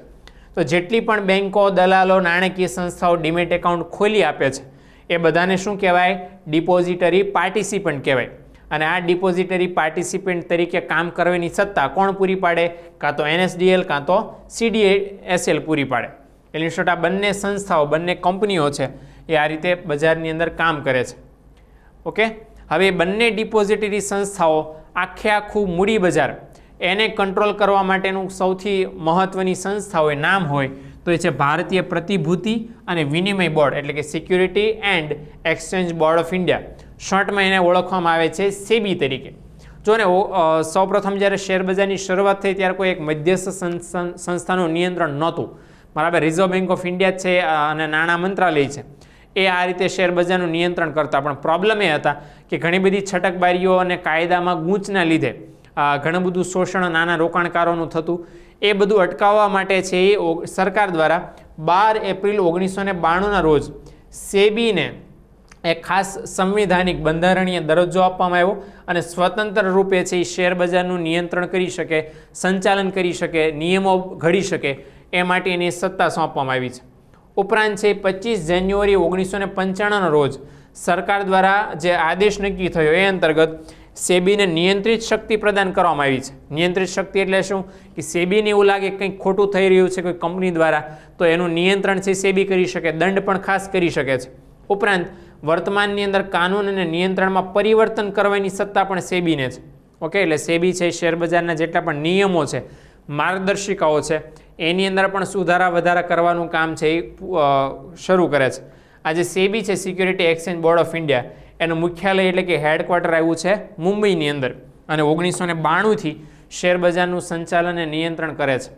ખાસ અગત્યનું એ છે કે શેરબજારનું નિયંત્રણ કરતી સેબી સર્વોચ્ચ સંસ્થા છે. જેવી રીતે બેન્કોનું નિયંત્રણ કરતી સર્વોચ્ચ સંસ્થા RBI છે, બરાબર, કૃષિ ક્ષેત્રે સર્વોચ્ચ સંસ્થા નાબાર્ડ છે, એવી જ રીતે શેરબજારમાં સેબી છે. હવે સેબીની અંદર એક અધ્યક્ષ હોય અને એ મળીને કુલ 9 સભ્યો હોય છે. એટલે ટોટલ 9 સભ્યો હોય, એમાં એક અધ્યક્ષ અને બાકીના 8 સભ્યો હોય. સેબીના અધ્યક્ષ હોય એની નિમણૂક મોસ્ટ ઓફ સેન્ટ્રલ ગવર્મેન્ટ કેન્દ્ર સરકાર કરે છે. ઓકે, અને 2 સભ્યોની નિમણૂક જે 9 સભ્યો છે એમાંથી 2 સભ્યોની નિમણૂક કોણ કરે તો કે નાણાં મંત્રાલય દ્વારા થાય અને 1 સભ્યની નિમણૂક RBI દ્વારા થાય. બાકી વધ્યા 5 એની નિમણૂક સરકાર દ્વારા કરવામાં આવે છે. એટલે આ રીતે અલગ અલગ સંસ્થાઓ દ્વારા, સરકારો દ્વારા સેબીના સભ્યોની નિમણૂક થાય છે, અધ્યક્ષની નિમણૂક થાય છે. વર્તમાન સમયની વાત કરીએ તો સેબીના પહેલા અધ્યક્ષ, સૌથી પહેલા સ્થપાણી તે સેબીના પહેલા અધ્યક્ષ ડૉક્ટર S.A. દવે હતા અને વર્તમાન સમયની અંદર અજય ત્યાગી સેબીના વર્તમાન અધ્યક્ષ છે. ઓકે, ત્યાર પછી ખાસ વાત કરીએ શાખ નિર્ધારણ એટલે કે ક્રેડિટ રેટિંગનું. એટલે કોઈ વ્યક્તિ છે કેટલી શાખ મેળવવા માટે ઉપરયુક્ત છે, લાયક છે, એ ખાસ શાખ નિર્ધારણ કહેવાય છે. એટલે મોસ્ટ ઓફ આ શાખ નિર્ધારણ એટલે ક્રેડિટ રેટિંગ એ ખૂબ જ અગત્યનું છે વર્તમાન સમયની અંદર નાણાં બજારમાં, કે કોઈ વ્યક્તિને જો આપણે ઉછીના નાણાં આપીએ તો એ ઉછીના નાણાં કેટલા સમયમાં પાછા આપી શકવાની ક્ષમતા ધરાવે છે, અથવા તો કેટલા નાણાં આપીએ તો એ નાણાં આપણને પાછા મળી શકે છે એની ક્ષમતા ધરાવે છે. તો એના માટે એક આંક નક્કી થાય છે, એક દર નક્કી થાય છે, બરાબર, એ માપ છે અને એ છે શાખ નિર્ધારણ. જો એ લખ્યું છે કે કોઈ વ્યક્તિ, સંસ્થા, કંપની કે સરકારનું ઋણ લેવું અને તે પાછું આપવું છે તો એની ક્ષમતાનું જ્યારે મૂલ્યાંકન કરવાનું હોય તો એ મૂલ્યાંકન માટે શબ્દ વપરાય છે શાખ નિર્ધારણ. એટલે કોઈ પણ વ્યક્તિ કે સંસ્થા સરકાર પાસેથી કે બેંક પાસેથી જ્યારે ઉછીના નાણાં મેળવે છે ત્યારે પાછું આપવાની કેટલી ક્ષમતા ધરાવે છે એના માટે વર્ડ છે એ વપરાય છે શાખ નિર્ધારણ. હવે આ શાખ નિર્ધારણ છે, બરાબર, ક્રેડિટ રેટિંગ, એની શરૂઆત થઈ હતી અમેરિકાની અંદર અને વર્ષ 1999ના વર્ષમાં. આંતરરાષ્ટ્રીય કક્ષામાં ઇન્ટરનેશનલ લેવલે દેશની અર્થવ્યવસ્થાને શાખ નિર્ધારણના સંબંધમાં 3 સંસ્થાઓ છે સૌથી અગત્યની મપાય છે, જેને બિગ 3 ક્રેડિટ રેટિંગ એજન્સી કહેવામાં આવે છે, બરાબર. એટલે આ રીતે છે એ કામ કરવામાં આવે છે શાખ નિર્ધારણનું. ભારતની અંદર પણ મોટાભાગની કંપનીઓ અથવા તો બેંકો, નાણાકીય સંસ્થાઓ છે, જ્યારે ગ્રાહકોને ઉછીના નાણાં આપતી હોય ત્યારે એમનો ક્રેડિટ સ્કોર એ કંઈ એમને આપવામાં આવે છે. આ ક્રેડિટ સ્કોર છે જેટલો વધારે હોય એટલી વધારે રકમનું ધિરાણ છે આપવાની શક્યતા વધી જાય છે. હવે આ મોટાભાગે શાખ નિર્ધારણ શેના આધારે થાય છે? મોસ્ટ ઓફ બેંકો જ્યારે શાખ નિર્ધારણ કરે તો બેંકો કોઈ પણ ગ્રાહકનું શાખ નિર્ધારણ શેના આધારે કરે, ક્રેડિટ રેટિંગ શેના આધારે કરે, તો કે એના ખાતાની અંદર કેટલા નાણાં હાલમાં ઉપલબ્ધ છે, ઉપરાંત મેન્ટેનન્સ બેલેન્સનું કેટલું હોય છે, ઓછામાં ઓછું બેલેન્સ ને વધુમાં વધુ બેલેન્સ ગ્રાહકનું અલગ અલગ સમયે કેટલું હોય છે, દરેક સમયે કેટલું બેલેન્સ વાપર્યા વગરનું પડ્યું રહે છે, નાણાકીય વ્યવહારો નિયમિત છે કે નહીં, જો અગાઉ લોન લીધેલી છે તો એ સમયસર પાછી કરેલી છે કે નહીં, ઓવરડ્રાફ્ટ કે કેશ ક્રેડિટની સુવિધા લીધી છે તો એ સમયસર પાછી આપી છે કે નહીં. ઉપરાંત ઘણા બધા ગ્રાહકો ક્રેડિટ કાર્ડ પણ વાપરતા હોય તો એ ક્રેડિટ કાર્ડમાં ઘણી વખત ક્રેડિટ કાર્ડનો ઉપયોગ કર્યો હોય તો એ ઉપયોગ કરેલી રકમ બેંકને સમયસર પાછી આપી છે કે નહીં. આ બધાના આધારે ક્રેડિટ સ્કોર નક્કી થાય અને એ ક્રેડિટ સ્કોર જેટલો વધારે સારો હોય એટલી વધારે રકમ આપણને ઉછીની મળવાની સંભાવના વધી જાય છે. એટલે આ રીતે શાખ નિર્ધારણ નાણાં બજારની અંદર કામ કરે છે. હવે પછી વાત કરીએ જીએસટીની, બરાબર, વસ્તુ અને સેવાઓનો કરની, ગુડ્સ એન્ડ સર્વિસીસ ટેક્સ. તો વર્ષોથી છે ભારતની અંદર ઘણા બધા પ્રકારના અલગ અલગ કાયદાઓ છે સરકાર દ્વારા રજૂ કરવામાં આવેલા, બરાબર. વેટ નામનો કાયદો તો વેલ્યુ એડેડ ટેક્સ, જે સૌથી વિશાળ પ્રમાણમાં ભારતની અંદર વપરાતો સરકાર કરવેરા લેતી, એટલે એના સ્થાને ઘણા બધા પ્રકારના પરોક્ષ વેરાઓ હતા. પ્રોબ્લેમ બીજો એ હતો કે ભારતની અંદર જેટલા પણ રાજ્યો હતા એ બધામાં 18 પ્રકારના અલગ અલગ પરોક્ષ વેરા લેવાતા અને બધા જ પરોક્ષ વેરાઓનું પ્રમાણ દરેક રાજ્યની અંદર અલગ અલગ હતું અને પરિણામે એક જ વસ્તુની કિંમત બધા જ રાજ્યોમાં અલગ અલગ હતી. એટલે ભારત સરકારે ત્યારે એવું નક્કી કરેલું, બરાબર, 2017ની અંદર કે ભારતના બધા જ રાજ્યોમાં એક જ પ્રકારની ટેક્સ સિસ્ટમ હોય, એક જ દરનો કરવેરો લેવાય અને બધા જ વેપારીઓએ, બધા જ ગ્રાહકોએ વસ્તુ અને સેવાઓ પર એક જ પ્રકારનો કર ભરવો પડે. એ માટેની કોઈ સેન્ટ્રલ સિસ્ટમ નક્કી કરી હોય તો સુવિધાયુક્ત રહે. એને ધ્યાનમાં રાખીને 1 જુલાઈ 2017ના રોજ વસ્તુ અને સેવાઓના કરને સંપૂર્ણ ભારતમાં એટલે કે જીએસટીને લાગુ કરવામાં આવ્યું. હવે આની અંતર્ગત તમામ કરવેરા છે અને સુવિધાઓ એક જ વેરા હોય છે, બરાબર. એટલે સરકારે જેટલા વિવિધ પ્રકારના વેરાનો બોજ પેલા ગ્રાહકે ભોગવવો પડતો હતો એ હવે સરકારે દૂર કરીને એના સ્થાને જીએસટી લાવી છે. એટલે હવે ગ્રાહકોએ જે વધારે પડતા કરવેરા ભરવા પડતા હતા એ ભરવા પડશે નહીં. ઉપરાંત એક જ દેશની અંદર માલ સામાનની હેરફેર આસાનથી બની શકે કારણ કે તમામ રાજ્યોની અંદર એક જ પ્રકારનો દર છે, એટલે એ પ્રમાણે કરવેરાની ચૂકવણી પણ સરળ બને, ગણતરી પણ સરળ બને, બરાબર. ઉપરાંત વન કન્ટ્રી અને વન ટેક્સ આનો હેતુ પણ સાબિત થાય એના માટે પણ સરકારે આ જીએસટીનો અમલ લાવ્યો હતો. ન્યૂયોર્ક ટાઈમ્સ નામનું અમેરિકાનું જે અખબારપત્ર છે એણે આ જીએસટીના કાયદાને 1991 પછીનો સૌથી મોટો કર સુધારો છે, ટેક્સ ટ્રાન્સફોર્મેશન છે, રિવોલ્યુશન એ ગણાવેલું. અને ભારતે છે તમામ આર્થિક સુધારાઓની માતા તરીકે આ જીએસટીને બિરદાવી છે અને એવું કીધું છે કે આ જીએસટી આવશે તો ઘણા બધા ક્રાંતિકારી પરિવર્તનો ભારતના અર્થતંત્રની અંદર આવશે. હવે અટલ બિહારી વાજપેયી સરકારે પરોક્ષ વેરાના માળખાનો અભ્યાસ કરવા માટે જે અસીમદાસ ગુપ્તા સમિતિ નિમેલી, એમણે આ જીએસટીની ભલામણ રજૂ કરી હતી કે ટેક્સ સિસ્ટમ છે આખા દેશની અંદર એક જ થાય અને બધા જ રાજ્યો એક સરખા દરે કરવેરા ઉઘરાવે તો પરિણામ એ આવે કે કરવેરાની ગણતરી સરળ બને, કર ચોરી ન થાય, કાળું નાણું છે ઓછું નિષ્પન્ન થાય, એ પ્રમાણે આ ટેક્સ સિસ્ટમ સરકારે વિકસાવી હતી. હકીકતમાં ટેક્સ સિસ્ટમ જીએસટી શું છે તો એક જ પ્રકારની કર પ્રણાલી છે જે અપ્રત્યક્ષ કર છે, પરોક્ષ કર. મોસ્ટ ઓફ સરકાર આપણી પાસેથી જે કરવેરા ઉઘરાવે છે એની અંદર બે પ્રકારના વેરા હોય છે, એક તો પ્રત્યક્ષ વેરો અને બીજો છે પરોક્ષ વેરો. બરાબર, આ પ્રત્યક્ષ વેરો છે એની અંદર મોસ્ટ ઓફ સમાવેશ થાય છે ઇન્કમ ટેક્સ, આવક વેરો. બરાબર, જે બધા આપણે કમાણી કરીએ છીએ એમાંથી અમુક ટકા રકમ આપણે સરકારને ચૂકવી દઈએ છીએ, કમાણીનો અમુક હિસ્સો, એ 5%, 10%, 15%, 20% જે સ્લેબમાં આપણે આવીએ એ સ્લેબમાં સરકારને ઇન્કમ સ્વરૂપે પ્રત્યક્ષ વેરો ભરીએ છીએ.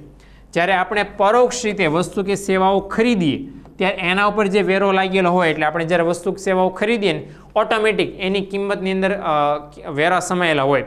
તમને ખબર હોય તો જ્યારે પણ વસ્તુ ખરીદીએ ત્યારે પહેલાં વસ્તુમાં કિંમતની બાજુમાં કૌંસમાં લખ્યું હોય ઇન્ક્લુઝિવ ઓફ ઓલ ટેક્સીસ, મતલબ જે કિંમત આપણે વસ્તુ ખરીદતી વખતે આપીએ છીએ એ કિંમતની અંદર સાથે સાથે વેરા પણ સમાયેલા છે. બરાબર, એટલે આ પરોક્ષ વેરા છે. જ્યારે આપણે ડાયરેક્ટ સરકારને નાણાં નથી આપતા પણ વસ્તુ ખરીદીને કરવેરો ભરીએ છીએ, એટલે એક પ્રકારનો પરોક્ષ વેરો છે જેની અંદર વર્તમાન સમયના મોટા ભાગના વેરાઓ સમાઈ જાય છે. એટલે સરકારે એવું કર્યું છે કે જે 18 પ્રકારના વેરા હતા એ નાબૂદ કર્યા છે અને એની જગ્યાએ આ જીએસટી છે એનો અમલ કર્યો છે. હવે આની અંદર છે ખાલી જે મૂલ્યવર્ધન થાય દરેક ક્ષણે દરેક તબક્કામાં એના ઉપર જ કર લગાવવામાં આવે છે. ભારત છે જીએસટીને સમર્થન કરનાર રાજ્ય છે સૌ પ્રથમ રાજ્ય કયું હતું તો કે આસામ હતું. બરાબર, આસામે છે સૌ પ્રથમ વખત જીએસટીનો અમલ કર્યો અને સમર્થન કર્યું. ઉપરાંત ગુજરાત છે એ 6થું રાજ્ય એવું બન્યું કે જેણે જીએસટીનું સમર્થન કર્યું અને જીએસટીનું પાલન પોતાના રાજ્યમાં કરવાનું નક્કી કર્યું. હવે જીએસટી અંતર્ગત કઈ રીતે કામ થાય તો કે ઉત્પાદકથી લઈને ગ્રાહક સુધી આ વસ્તુ છે એની આ અવર જવર થાય, બરાબર, એની સપ્લાય થાય, હેરફેર થાય. ત્યારે હેરફેર વખતે જેટલી વખત હેરફેર થાય એટલી વખત અહીંયા જીએસટી છે લગાવવામાં આવે છે. એટલે મોસ્ટ ઓફ છે જ્યારે પણ વસ્તુ કે સેવાનું મૂલ્ય વધે ત્યારે જ એના પર કરવેરો છે એ લગાવવામાં આવે છે અને આ રીતે છે કરવેરાનું કામ જીએસટી અંતર્ગત કરવામાં આવે છે. મિત્રો, આપણે જોઈ રહ્યા છીએ જીએસટી કર પ્રણાલી એટલે ગુડ્સ એન્ડ સર્વિસીસ ટેક્સ છે, વસ્તુઓ અને સેવાઓ કર.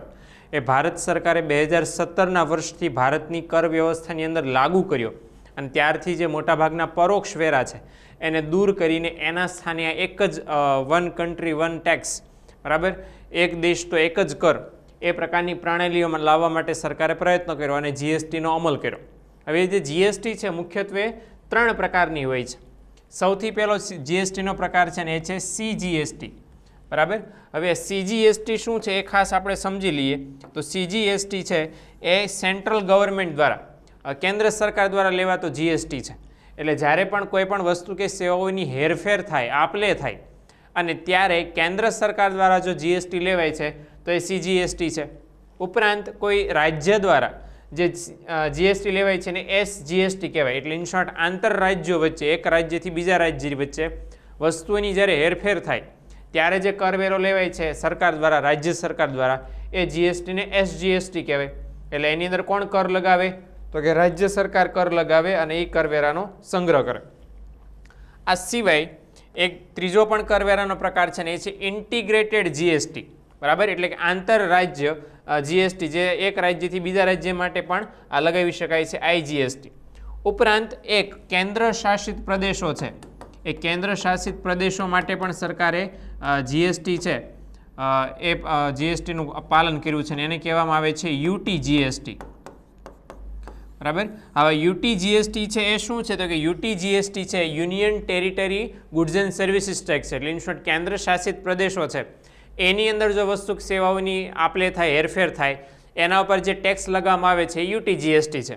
બાકી આપણે આગળ વાત કરીએ કેન્દ્ર સરકારનો સીજીએસટી, રાજ્ય સરકારનો એસજીએસટી, એટલે કે રાજ્યની અંદર જો હેરફેર થાય તો પછી એસજીએસટી, સમગ્ર દેશની અંદર વ્યવહાર થતો હોય તો સીજીએસટી, અને આંતરરાજ્યો એક રાજ્યથી બીજા રાજ્ય વચ્ચે જ્યારે હેરફેર થાય છે ત્યારે જે વેરો લેવાય છે ઇન્ટિગ્રેટેડ જીએસટી. બરાબર, અથવા તો એની ઇન્ટરસ્ટેટ જીએસટી પણ કહી શકાય છે. એટલે આ રીતે આ જે આઈજીએસટી છે એના વિશે ખાસ અગત્યનું એ છે કે સીજીએસટી અને એસજીએસટી આ બંનેનો સરવાળો કરીએ જેટલા બરાબર થાય એટલો આઈજીએસટી લગાવવામાં આવે. અને એની વહેંચણી છે બધા રાજ્યો અને કેન્દ્ર સરકાર વચ્ચે યોગ્ય રીતે થાય, જેથી કોઈને નુકસાન ન થાય. ખાસ અગત્યની બાબત એ છે કે જીએસટીની અંદર કેન્દ્ર અને રાજ્ય એની અંદર જેટલા પણ કરવેરા હતા એ બધા સમાવી લેવામાં આવ્યા છે. ફોર એક્ઝામ્પલ, કેન્દ્રીય જે સેન્ટ્રલ ટેક્સીસ બધા હતા, દાખલા તરીકે સેન્ટ્રલ એક્સાઇઝ ડ્યુટી હતી જે ઉત્પાદન ઉપર લેવામાં આવતું, સર્વિસ ટેક્સ હતો, વિશેષ અતિરિક્ત સીમા શુલ્ક હતો, બરાબર, જે વિદેશ વેપાર કરવા પર લાગુ પડતો, ઉપરાંત અતિરિક્ત ઉત્પાદન શુલ્ક હતો, એક્સ્ટ્રા ડ્યુટી હતી જે મોસ્ટ ઓફ જે ખાસ પ્રકારની વસ્તુ હોય વિશિષ્ટ, જેમાં લાયસન્સ લેવું પડતું હોય, જોખમી હોય, મોજશોખની વસ્તુ હોય, એ બધા ઉપર. ઉપરાંત અતિરિક્ત સીમા શુલ્ક, અધિકાર અને ઉપકર, સેસ અને આ જે સરપરચેજ હતી, આ બધા જ કરવેરાને દૂર કરીને એના સ્થાને જીએસટી લાવવામાં આવ્યો છે. રાજ્ય સરકારની વાત કરીએ તો રાજ્ય સરકાર દ્વારા વેટ, વેલ્યુ એડેડ ટેક્સ અથવા તો ક્યાંક સેલ્સ ટેક્સ પણ લેવાતો હતો, એ દૂર થયો છે.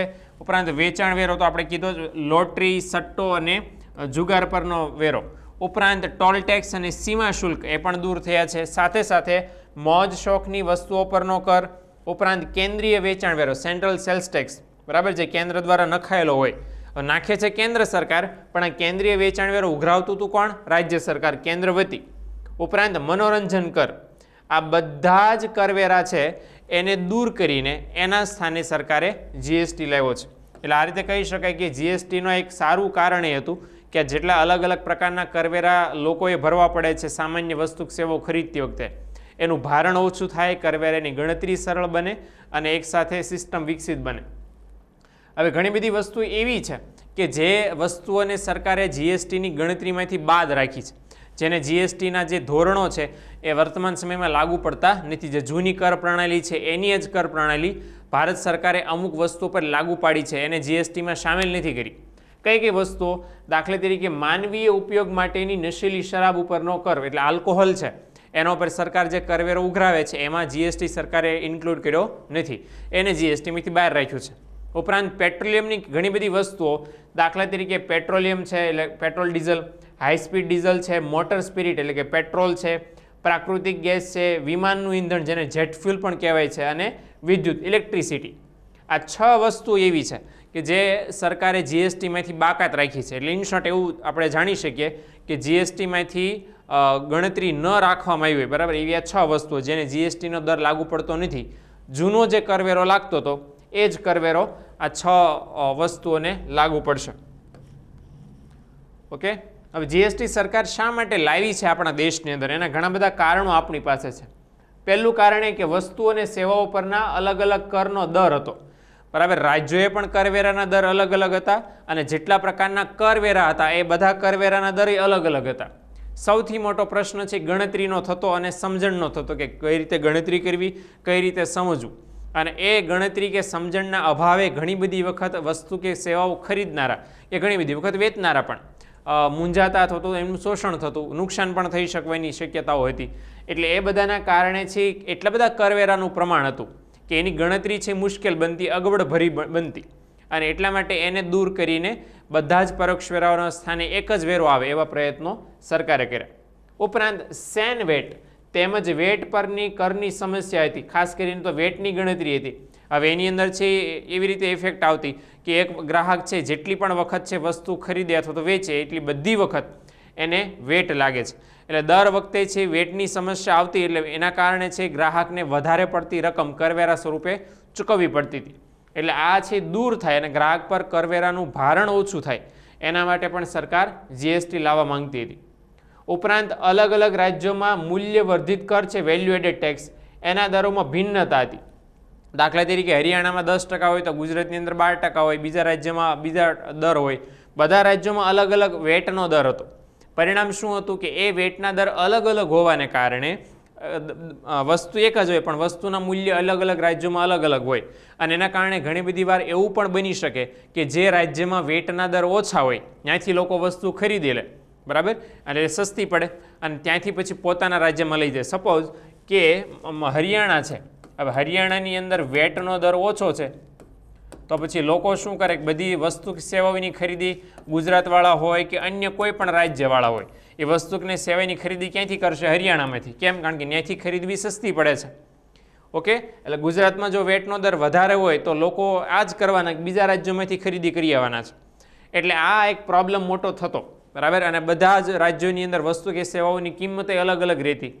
આ સમસ્યા ન ઉદ્ભવે, બધા જ રાજ્યોમાં એક સરખો કરવેરો લેવાય એટલા માટે પણ સરકારે જીએસટી દાખલ કર્યો.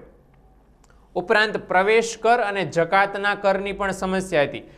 અમુક રાજ્યો છે આ જકાતનો કર અને પ્રવેશનો કર, જેને ટોલ ટેક્સ પણ કહેવાય છે, એ લેતા હતા, અમુક રાજ્યો નહોતા લેતા. હવે એ જે લેતા હતા એમાં પણ કરવેરાનું પ્રમાણ અલગ અલગ હતું, એ જે વેરાનું પ્રમાણ હતું એ પણ અલગ અલગ હતું. એટલે એ સમસ્યાને દૂર કરવા માટે પણ જીએસટી લાવવામાં આવી. ઉપરાંત કર અનુપાલનમાં સરળતા રહે. જેટલા પણ લોકો છે કરવેરો સરકારને ભરે છે, ગણતરી કરે છે, એ લોકોને કરવેરાની ગણતરી કરવામાં કે આપણે દર વર્ષે કેટલો કરવેરો ભરવો પડશે, આટલી વસ્તુની ખરીદી અને વેચાણ કર્યું તો કેટલો કરવેરો સરકારને ભરવો પડે, એની ગણતરી પણ સરળ બને. સાથે સાથે સરકારનો એક હેતુ એ પણ હતો કે કરવેરો ભરતી વખતે ડિજિટલાઇઝેશન છે એ વધુમાં વધુ પ્રસરે. ડિજિટલાઇઝેશન એટલે શું કે ઓનલાઈન બેન્કોના માધ્યમથી, ઇન્ટરનેટ કોમ્યુનિકેશનના માધ્યમથી લોકો કરવેરો ભરતા થાય. તો પરિણામ શું આવશે? પહેલાં કરતાં વધારે કરવેરાની રિકવરી સરકારને થશે. એટલે સરકારનું આ એક હેતુ સરસ હતો કે જેની અંદર લોકો વધારે સરળતાથી ટેક્સ ગણી શકે અને સરકારને સરળતાથી ભરી શકે.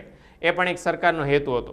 ઉપરાંત કેન્દ્ર સરકાર અને રાજ્ય સરકારના કરવેરાના જેટલા પણ દરો છે એ બધાને જોડવા માટે, એટલે શું છે કે આ એક જ સિસ્ટમ તૈયાર થાય. પહેલાં એવું હતું કે રાજ્ય સરકાર અને કેન્દ્ર સરકાર બંનેની કર વ્યવસ્થા અંતર્ગત અલગ અલગ રીતે કરવેરા ઉઘરાવવામાં આવતા. પણ હવે જીએસટી છે તો એના કારણે પરિણામ શું આવ્યું કે રાજ્ય અને કેન્દ્ર સરકાર બંનેની કર વ્યવસ્થા એક જ થઈ ગઈ છે અને પરિણામે કરવેરા ઉઘરાવવાનું, ગણતરી કરવાનું સરળ બને છે. એટલે આ 6 મુખ્ય એવા કારણો છે કે જેના લીધે સરકારે જીએસટી છે એનો અમલ કર્યો. ઓકે, ત્યાર પછીનું છે કે જીએસટી લાવવાથી સરકારને ફાયદાઓ શું થયા?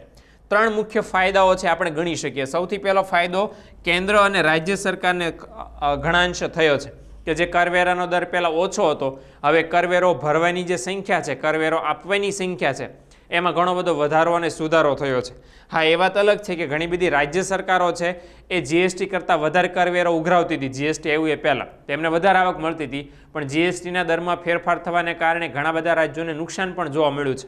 અને એના માટે કેન્દ્ર સરકારે સુઝાવ કર્યો છે કે જીએસટીનો અમલ થયો 2017માં, ત્યારથી લઈને 5 વર્ષ સુધી નાણાકીય સહાય જે રાજ્યોને નુકસાન થાય છે એ રાજ્યોને નાણાકીય સહાય કેન્દ્ર સરકાર કરશે. એટલે આ રીતે પણ સરકારે વળતરની છૂટ આપી છે.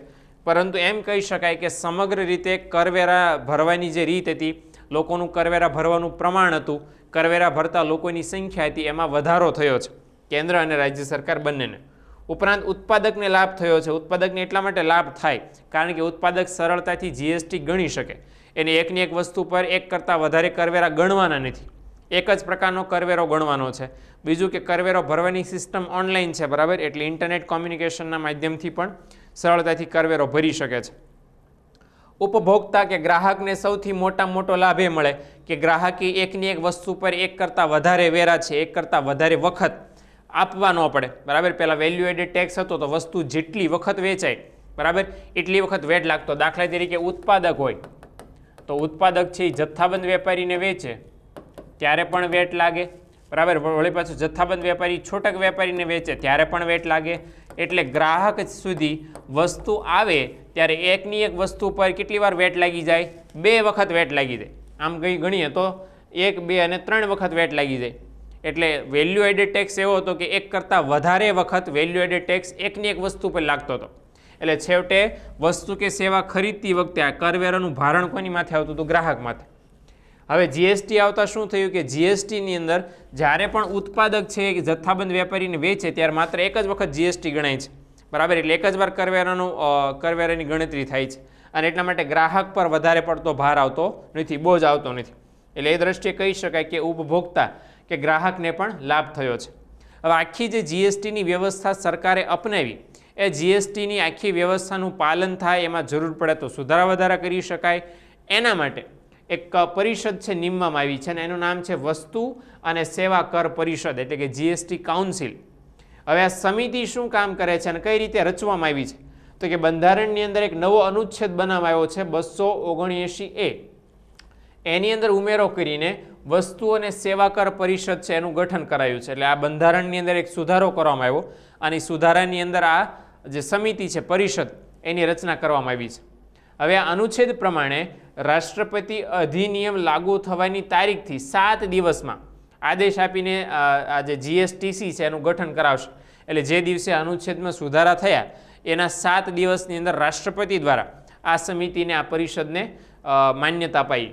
હવે ક્યારે એનું ગઠન કરવામાં આવ્યું? તો કે 12 સપ્ટેમ્બર 2016 એના રોજ જીએસટીસી એટલે કે goods and service tax council એનું એક ગઠન એટલે કે એની રચના કરવામાં આવી, જેનું સચિવાલય થતો હેડક્વાર્ટર ક્યાં છે? તો કે દિલ્હીની અંદર. એટલે આપણા માટે અગત્યનું એ છે કે 12 સપ્ટેમ્બર 2016ના રોજ જીએસટી કાઉન્સિલ છે એની રચના થઈ હતી. અને ફરીવાર કહીએ કે જીએસટી કાઉન્સિલ છે એનું કામ શું છે? તો કે જીએસટી છે એનો અમલ સમગ્ર દેશની તમામ રાજ્ય સરકારોમાં થાય, એની વ્યવસ્થા જળવાય, જરૂર પડે તો એના માટે સુધારા વધારા થાય, ઉપરાંત નવા નિયમોની જરૂર હોય તો નવા નિયમો પણ ઘડવામાં આવે. આ બધા કામ કોના છે? જીએસટી કાઉન્સિલના છે. જીએસટી કાઉન્સિલ વિશે આગળ વાત કરીએ તો જીએસટી કાઉન્સિલ છે એના અધ્યક્ષ કોણ હોય છે? તો કે દેશના જે નાણામંત્રી છે એટલે કે કેન્દ્રીય નાણામંત્રી, એ કેન્દ્રીય નાણામંત્રી છે જીએસટી કાઉન્સિલના અધ્યક્ષ હોય, હોદ્દાની રોએ. ઉપાધ્યક્ષ એટલે એમની નીચે રાજ્ય સરકારના મંત્રીમાંથી જેટલા પણ રાજ્ય સરકારના મંત્રીઓ છે બરાબર, એ બધા મંત્રીઓમાંથી કોઈ એક મંત્રીની નિમણૂક ઉપાધ્યક્ષ તરીકે કરવામાં આવે છે. ઉપરાંત સભ્યોની વાત કરીએ તો કેન્દ્રીય રાજ્ય કક્ષાના નાણામંત્રી તો હોય જ છે, ઉપરાંત જેટલા પણ રાજ્યો છે એ બધા જ રાજ્યોના નાણામંત્રી બરાબર, અથવા તો કોઈ રાજ્ય નિમણૂક કરે કે આ વ્યક્તિ અમારા રાજ્ય વતી છે સભ્ય બનશે, એ વ્યક્તિ, અને જો નક્કી ન કરે તો જે તે રાજ્યના નાણામંત્રી છે એ એના સભ્ય હોય. હવે સચિવ વાત કરીએ તો કે ભારત સરકારના મહેસૂલ સચિવ હોદ્દાની રૂએ જીએસટીના સચિવ રહેશે બરાબર. એટલે જે મહેસૂલ સચિવ તરીકેનો હોદ્દો સંભાળતા હોય જીએસટી આવ્યા પહેલાં, એ જ વ્યક્તિ જીએસટીના સચિવ તરીકે કામ કરશે. ઉપરાંત કેન્દ્રીય ઉત્પાદન અને સીમા શુલ્ક બોર્ડ એના અધ્યક્ષને સ્થાયી આમંત્રિત સભ્યના રૂપમાં સામેલ કરવામાં આવ્યા છે. એટલે આખો આ બોર્ડ છે બરાબર, એના જે અધ્યક્ષ હતા એને એની અંદર સભ્ય તરીકે સામેલ કરવામાં આવ્યા છે. ઉપરાંત જીએસટીમાં એક મુખ્ય છે 4 કમિશનરની પણ નિમણૂક કરવામાં આવી છે. એટલે 4 કમિશનરો એટલા માટે કે દેશના અલગ અલગ રિજન્સની અંદર છે જીએસટીનું કામ કઈ રીતે ચાલે છે, અમલ કઈ રીતે થાય છે, એ ખાસ તો જોઈ શકાય. હવે જીએસટીની અંદર એક સરસ મજાની વ્યવસ્થા છે અને એ છે ઈ વે બિલ. હવે ઈ વે બિલ છે એ દરેક વ્યક્તિએ છે જ્યારે પણ માલસામાનની હેરફેર થતી હોય ત્યારે જનરેટ કરવું પડે છે અને સાથે રાખવું પડે છે. જ્યારે એટલા માટે કારણ કે જ્યારે પણ રાજ્યની સરહદ આપણે વટીએ કે કોઈ પણ વિસ્તારમાં જતા હોઈએ ત્યારે છે એ આપણી પાસે રાખીએ તો માલની માલિકી છે ખાસ તો સાબિત કરી શકાય. ખાસ હવે ઈ વે બિલની વ્યવસ્થા કઈ રીતે લાગુ પાડવામાં આવી છે? તો ઈ વે બિલ છે એની સિસ્ટમ 1 એપ્રિલ 2018થી આખા દેશભરની અંદર લાગુ કરવામાં આવી છે. હવે ઈ વે બિલનું નામ શું છે? તો કે ઇલેક્ટ્રોનિક વે બિલ છે. જે કઈ રીતે આપણને મળે? તો કે વસ્તુઓની હેરફેર માટે ઓનલાઈન રજિસ્ટ્રેશન કરાવીને સરકાર પાસેથી મેળવવું પડે. જ્યારે પણ તમારે એક શહેરથી બીજા શહેરમાં, એક રાજ્યમાંથી બીજા રાજ્યમાં જ્યારે પણ છે વસ્તુ સેવાની હેરફેર કરો છો ત્યારે એક કરતાં વધારે વખત જીએસટી ન ભરવો પડે એના માટે ઈ વે બિલ છે મેળવવું પડે છે. હવે ઈ વે બિલની અંદર કીધું છે કે ફળ, શાકભાજી, જૂના ઘરેલું સામાન, ન્યૂઝપેપર આવી બધી વસ્તુ છે ટેક્સ ફ્રી રખાયેલી છે. અને એવી ટોટલ 154 વસ્તુ એવી છે બરાબર કે જેના માટે છે ઈ વે બિલ કઢાવવું ફરજિયાત નથી. એટલે કેવી કેવી વસ્તુઓ? તો કે ફળ, શાકભાજી, જૂનો જે ઘરનો સામાન છે, ન્યૂઝપેપર છે, આ બધી વસ્તુની જો હેરફેર કરાય આવી કેટલી 154 વસ્તુ, આ બધી વસ્તુઓ માટે ઈ વે બિલ કઢાવવું ફરજિયાત નથી. આ 154 વસ્તુ સિવાયની બાકીની તમામ વસ્તુઓ માટે ઈ વે બિલ કઢાવવું ફરજિયાત છે. અને આગળ કીધું છે કે જીએસટી અંતર્ગત 50,000 રૂપિયાથી વધારે મૂલ્યની વસ્તુને 10 કિલોમીટર બહાર વેચાણ માટે તમારે લઈ જવું છે તો વાહનો અથવા તો જે વ્યક્તિ ચલાવવાનો છે, પ્રભારી વ્યક્તિ બરાબર, કારભાર કરવાના છે, એ લોકોએ ઈ વે બિલને લઈ જવું ખાસ તો જરૂરી છે. એટલે ખાસ જે ગેરકાયદેસર રીતે માલની જે દાણચોરી થાય છે, ગેરકાયદેસર બેહિસાબી ચીજવસ્તુ સેવાઓની હેરફેર થાય છે, એને રોકવા માટે આ સુવિધા છે. એટલે જો 50,000 રૂપિયા કરતાં વધારે મૂલ્યની વસ્તુ છે અને તમારે 10 કિલોમીટર કરતાં વધારે દૂર એને લઈ જવી છે અન્ય કોઈ પણ વિસ્તારમાં, કોઈ પણ જગ્યાએ, તો ઈ વે બિલ છે એ ફરજિયાત છે. એટલે આ રીતે સરકારનો પ્રયત્ન ઈ વે બિલનો એ છે કે જે ગેરકાયદેસર રીતે ખાસ કરીને પ્રતિબંધિત વસ્તુઓની હેરફેર બહુ મોટા પ્રમાણમાં થાય છે એ ન થાય. ઓકે, ચાલો હવે એના પછીનો સિસ્ટમ છે ને એ છે ભારતમાં કર વ્યવસ્થા એટલે કે ટેક્સ સિસ્ટમ બરાબર. જીએસટી છે એ આ કર વ્યવસ્થાનું સૌથી આધુનિક સ્વરૂપ છે એમ આપણે કહી શકીએ, સૌથી ક્રાંતિકારી સુધાર. પણ આપણે પહેલેથી જોતા આવીએ કે ભારતની અંદર જે કર વ્યવસ્થા છે એ કઈ રીતે કામ કરે છે. તો આધુનિક અર્થશાસ્ત્રમાં કરને આવકના પુનર્વિતરણના સ્વરૂપમાં જોવામાં આવે છે. એટલે શું કહે છે કે આવકમાં સરકારની મુખ્ય આવક કઈ છે તો કે કરવેરો. એટલે અર્થશાસ્ત્ર એવું કહે છે કે કરવેરો સરકાર ઉઘરાવે છે, એનો મોટામાં મોટો ઉદ્દેશ શું છે કે કરવેરો ઉઘરાવીને જે આવકની અસમાનતા દેશની અંદર છે એ દૂર કરવાની, અને એ કરવેરા દ્વારા ઉઘરાવેલી રકમ છે એની પુનઃ વહેંચણી એવી રીતે કરવાની કે જેથી આવકની અસમાનતા ઘટે. એવા કામ કરવાના કે જેથી જે આવકની અસમાનતા છે અમીર ગરીબ વચ્ચેની એની અંદર ઘટાડો થાય. એટલે ઇકોનોમિક્સમાં કર ટેક્સ એટલા માટે ખાસ તો ઉઘરાવાય છે કારણ કે આ ગેપ દૂર કરવાની વાત છે. સરકાર શું કરે છે કરવેરો ઉઘરાવવા માટે તો કે વધારે આવક ધરાવનારા લોકો છે એમની પાસેથી કરવેરો મેળવે, અને ઓછી આવક જે લોકો મેળવે છે એની પાછળ ખર્ચો કરે. એટલે જે લોકો વધારે આવક મેળવે છે એની પાસેથી કરવેરો ઉઘરાવે, અને આ જે ઉઘરાવેલી રકમ છે એનો ઉપયોગ ક્યાં કરે તો કે જે લોકો ઓછી આવક ધરાવે છે, ગરીબ લોકો છે, એમના વિકાસ માટે ખર્ચ કરે. ફાયદો શું થાય કે એના કારણે સમતુલા છે એ જાળવવાનો પ્રયત્ન થઈ શકે. ભારતની અંદર કરના અધિકારને કેન્દ્ર અને રાજ્ય સરકારો વચ્ચે સ્પષ્ટ વિભાજન કરી દીધું છે કે કેન્દ્ર સરકારે કયા કરવેરા લેવાના અને રાજ્ય સરકારે કયા કરવેરા લેવાના, એમ સ્પષ્ટ વહેંચણી થઈ છે. એ રીતે વાત કરીએ તો કે કેન્દ્ર સરકાર કયા કયા કરવેરા લગાવતી હતી તો કે આય કર છે, બરાબર, ઇન્કમ ટેક્સ પણ આપણે જેને કહીએ છીએ, આવક વેરો, ઉપરાંત નિગમ કર, બરાબર, આયાત નિકાસનો જે કર છે, ઇમ્પોર્ટ ડ્યુટી, એક્સપોર્ટ ડ્યુટી, ઉપરાંત સીમા શુલ્ક દર, બરાબર, ઉપરાંત કેન્દ્રીય ઉત્પાદન શુલ્ક છે, ઉપરાંત સેવા કર છે, સર્વિસ ટેક્સ. આ બધા જ કરવેરા કોણ ઉઘરાવતું હતું તો કે કેન્દ્ર સરકાર. હવે નાણાં યોગ છે એની ભલામણના આધારે કેન્દ્ર અને રાજ્ય સરકાર વચ્ચે આ બધી વહેંચણી કરવામાં આવે છે, અને કરવેરો એક વખત આવી જાય પછી એ કરવેરાની રકમનું શું કરવું, એનો કયા ક્ષેત્રમાં એનો ઉપયોગ કરવો, ફાળવણી કરવી, એ પછીથી નાણાં આયોગની ભલામણથી નક્કી કરવામાં આવે છે. એટલે ઇન શોર્ટ એમ કહી શકાય કે કેન્દ્ર સરકાર આ બધા કરવેરા ઉઘરાવે છે, રાજ્ય સરકારને બાકીના કરવેરા ઉઘરાવવા માટે સરકારે છૂટ આપી છે, કેન્દ્ર સરકારે. અહીંયા કર નાખવાની જે છે 3 પદ્ધતિઓ છે કોઈ પણ દેશની અંદર. 3 કરવેરા પદ્ધતિમાં પહેલી છે પ્રગામી એટલે કે પ્રોગ્રેસિવ ટેક્સેશન, બીજું છે સમાનુપાતી કર પદ્ધતિ, અને ત્રીજું છે પ્રતિગામી કર પદ્ધતિ. સૌ પ્રથમ આ પ્રગામી એટલે કે પ્રોગ્રેસિવ ટેક્સેશન કોને કહેવાય તો કે કર છે એનો દર આવક વધવાની સાથે સાથે વધે છે. એટલે જેમ જેમ વ્યક્તિની આવક વધતી જાય એમ એમ કરવેરાનું પ્રમાણ પણ વધતું જાય.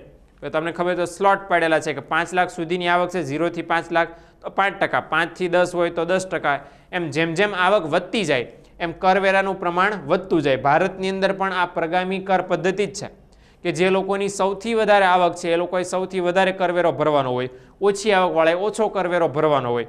એટલે આ રીતે જેમ જેમ વ્યક્તિની આવકમાં વધારો થતો જાય એમ એમ કરવેરાના દરનું જે પ્રમાણ છે એમાં પણ વધારો થતો જાય. જો કીધું એમ કે ભારતમાં આવક ઉપર આ પ્રમાણે છે કરવેરો ભરવામાં આવે છે. એક મોટો પ્રોબ્લેમ એ છે કે આની અંદર લોકો એવું માને છે કે આવક જેને વધારે હોય એનો શું દોષ છે, બરાબર, કારણ કે એને તો દંડ જેવી વાત થઈ ને, કારણ કે જે વધારે આવક મેળવે છે વધારે મહેનત પણ કરે છે. એટલે વધારે મહેનત કરીને વધારે આવક મેળવે છે જે વ્યક્તિ એની પાસેથી સરકાર વધારે કરવેરો લઈ લે છે. એટલે કે એવો આક્ષેપ પણ છે કે આ જે ઊંચી આવક ધરાવનારા છે એને દંડ સમાન લાગે છે. ઉપરાંત વિશ્વની અંદર સૌથી વધારે પ્રચલિત પદ્ધતિ છે, ખાસ અગત્યનું એ છે કે એની અંદર જે સાવ ઓછી આવકવાળા છે એની પાસેથી સરકાર કરવેરો ઉઘરાવતી નથી. એટલે એમ કહી શકાય કે ગરીબો પ્રત્યે સહાનુભૂતિ ધરાવતી પણ આ પદ્ધતિ કહી શકાય. એટલે આ રીતે છે ભારતની અંદર પ્રગામી કર પદ્ધતિ દ્વારા કરવેરો લેવાય છે. બીજું છે સમાનુપાતી કર પદ્ધતિ, પ્રોપોર્શનલ ટેક્સેશન. હવે આની અંદર શું હોય કે બધાની પાસે સમાન કરવેરો ઉઘરાવવામાં આવે. એટલે કોઈ વ્યક્તિની આવક ઓછી હોય તોય ભલે, વધુ હોય તોય ભલે, અને અતિશય વધારે હોય તોય ભલે, બધાની પાસે એક જ પ્રમાણની અંદર કોઈની આવક 5 લાખ હોય તોય પણ એની પાસેથી સેમ, 10 લાખ હોય તો પણ એની પાસે ગમે તેટલી આવક હોય તો પણ. એટલે દરેક આવક માટે કરવેરાનું પ્રમાણ કે કરવેરાનો દર કેવો હોય છે, હંમેશા સરખો હોય છે, એમાં કોઈ ફેરફાર થતો નથી. તો એ છે સમાનુપાતી કર પદ્ધતિ કહેવાય, જે ઘણા બધા દેશો અપનાવતા નથી. અને એના પછી ત્રીજો પ્રકાર કરવેરા નાખવાનો, અને એ છે પ્રતિગામી કર પદ્ધતિ એટલે રિગ્રેસિવ ટેક્સેશન. હવે એની અંદર ઉલટું થાય છે કે જેમ વ્યક્તિની આવક વધતી જાય એમ અહીંયા કરવેરાનો દર વધવાને બદલે શું થતું જાય, ઘટતો જાય. એટલે ફોર એક્ઝામ્પલ 0 થી 5 લાખમાં 10% કરવેરો લેતી હોય તો પછી જે વ્યક્તિની આવક 5 લાખથી 10 લાખની થાય એમાં કેટલો કરવેરો હોય? ઓછો કરવેરો હોય. એટલે અહીંયા પ્રગામી કર પદ્ધતિનું બિલકુલ ઉલટું થાય. બરાબર, ભારતમાં કેવું છે કે ભારતમાં તમારી જેમ જેમ આવક વધારે હોય એમ તમારે વધારે કરવેરો સરકારને ભરવો પડે. હવે એનું બિલકુલ ઉલટું અહીંયા પ્રતિગામી કર પદ્ધતિમાં છે, જેની અંદર વ્યક્તિની આવક વધે તો કરવેરાનું પ્રમાણ શું થાય છે? ઘટે છે. હવે આની અંદર શા માટે આ પદ્ધતિ છે? તો કે જેટલા લઘુ કુટીર ઉદ્યોગો છે એ લોકોને પ્રોત્સાહન આપવા માટે સરકાર આ પ્રકારની પદ્ધતિ ઘણી બધી વખત વાપરે છે. આની અંદર વધારે ઉત્પાદન અને આવક મેળવનારને ઓછો કરવેરો ભરવો પડે, જ્યારે ઓછું ઉત્પાદન અને ઓછી આવક મેળવનારે વધારે કરવેરો સહન કરવો પડે. એટલે ઇન શોર્ટ, લઘુ ઉદ્યોગો, કુટીર ઉદ્યોગો છે એમને ઉત્પાદન વધારે ને વધારે કરવા માટે, વધારે ને વધારે આવક મેળવવા માટે પ્રોત્સાહન આપી શકાય. એના માટે આ સિસ્ટમ ઘણા બધા ક્ષેત્રોમાં લાગુ કરવામાં આવે છે. બરાબર, આ બધી જે પદ્ધતિ છે પ્રતિગામી કર પદ્ધતિ એ ખાસ પ્રચલિત નથી. એટલા માટે નથી કારણ કે આ જે લઘુ કે કુટીર ઉદ્યોગો છે એ લોકોને વિકાસ કરવા માટે પણ છે ઘણી બધી સોર્સિસ જોઈએ, ઘણા બધા સાધનો જોઈએ. એ પૂરા પાડ્યા પછી એમની પાસેથી અપેક્ષા રાખી શકાય. બરાબર, માત્ર કર પદ્ધતિમાં સુધારા કરવાથી ઉત્પાદન વધી જ જાય એવું આપણે ચોક્કસપણે કહી શકતા નથી.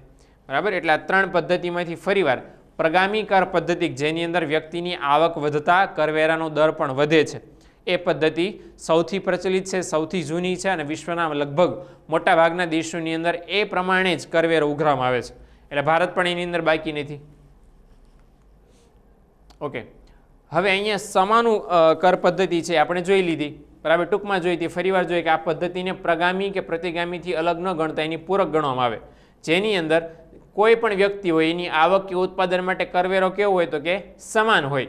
અને અહીંયા છે ગમે તેટલી આવક ધરાવનાર વ્યક્તિ હોય એના કરવેરાના દરમાં કંઈ ફેરફાર પડતો નથી. ઓકે, હવે ખાસ અહીંયા જોઈ લઈએ કે કેન્દ્ર સરકાર કયા કયા પ્રકારના કરવેરા છે લોકો પાસેથી ઉઘરાવતી હતી જીએસટી આવ્યા પહેલાં.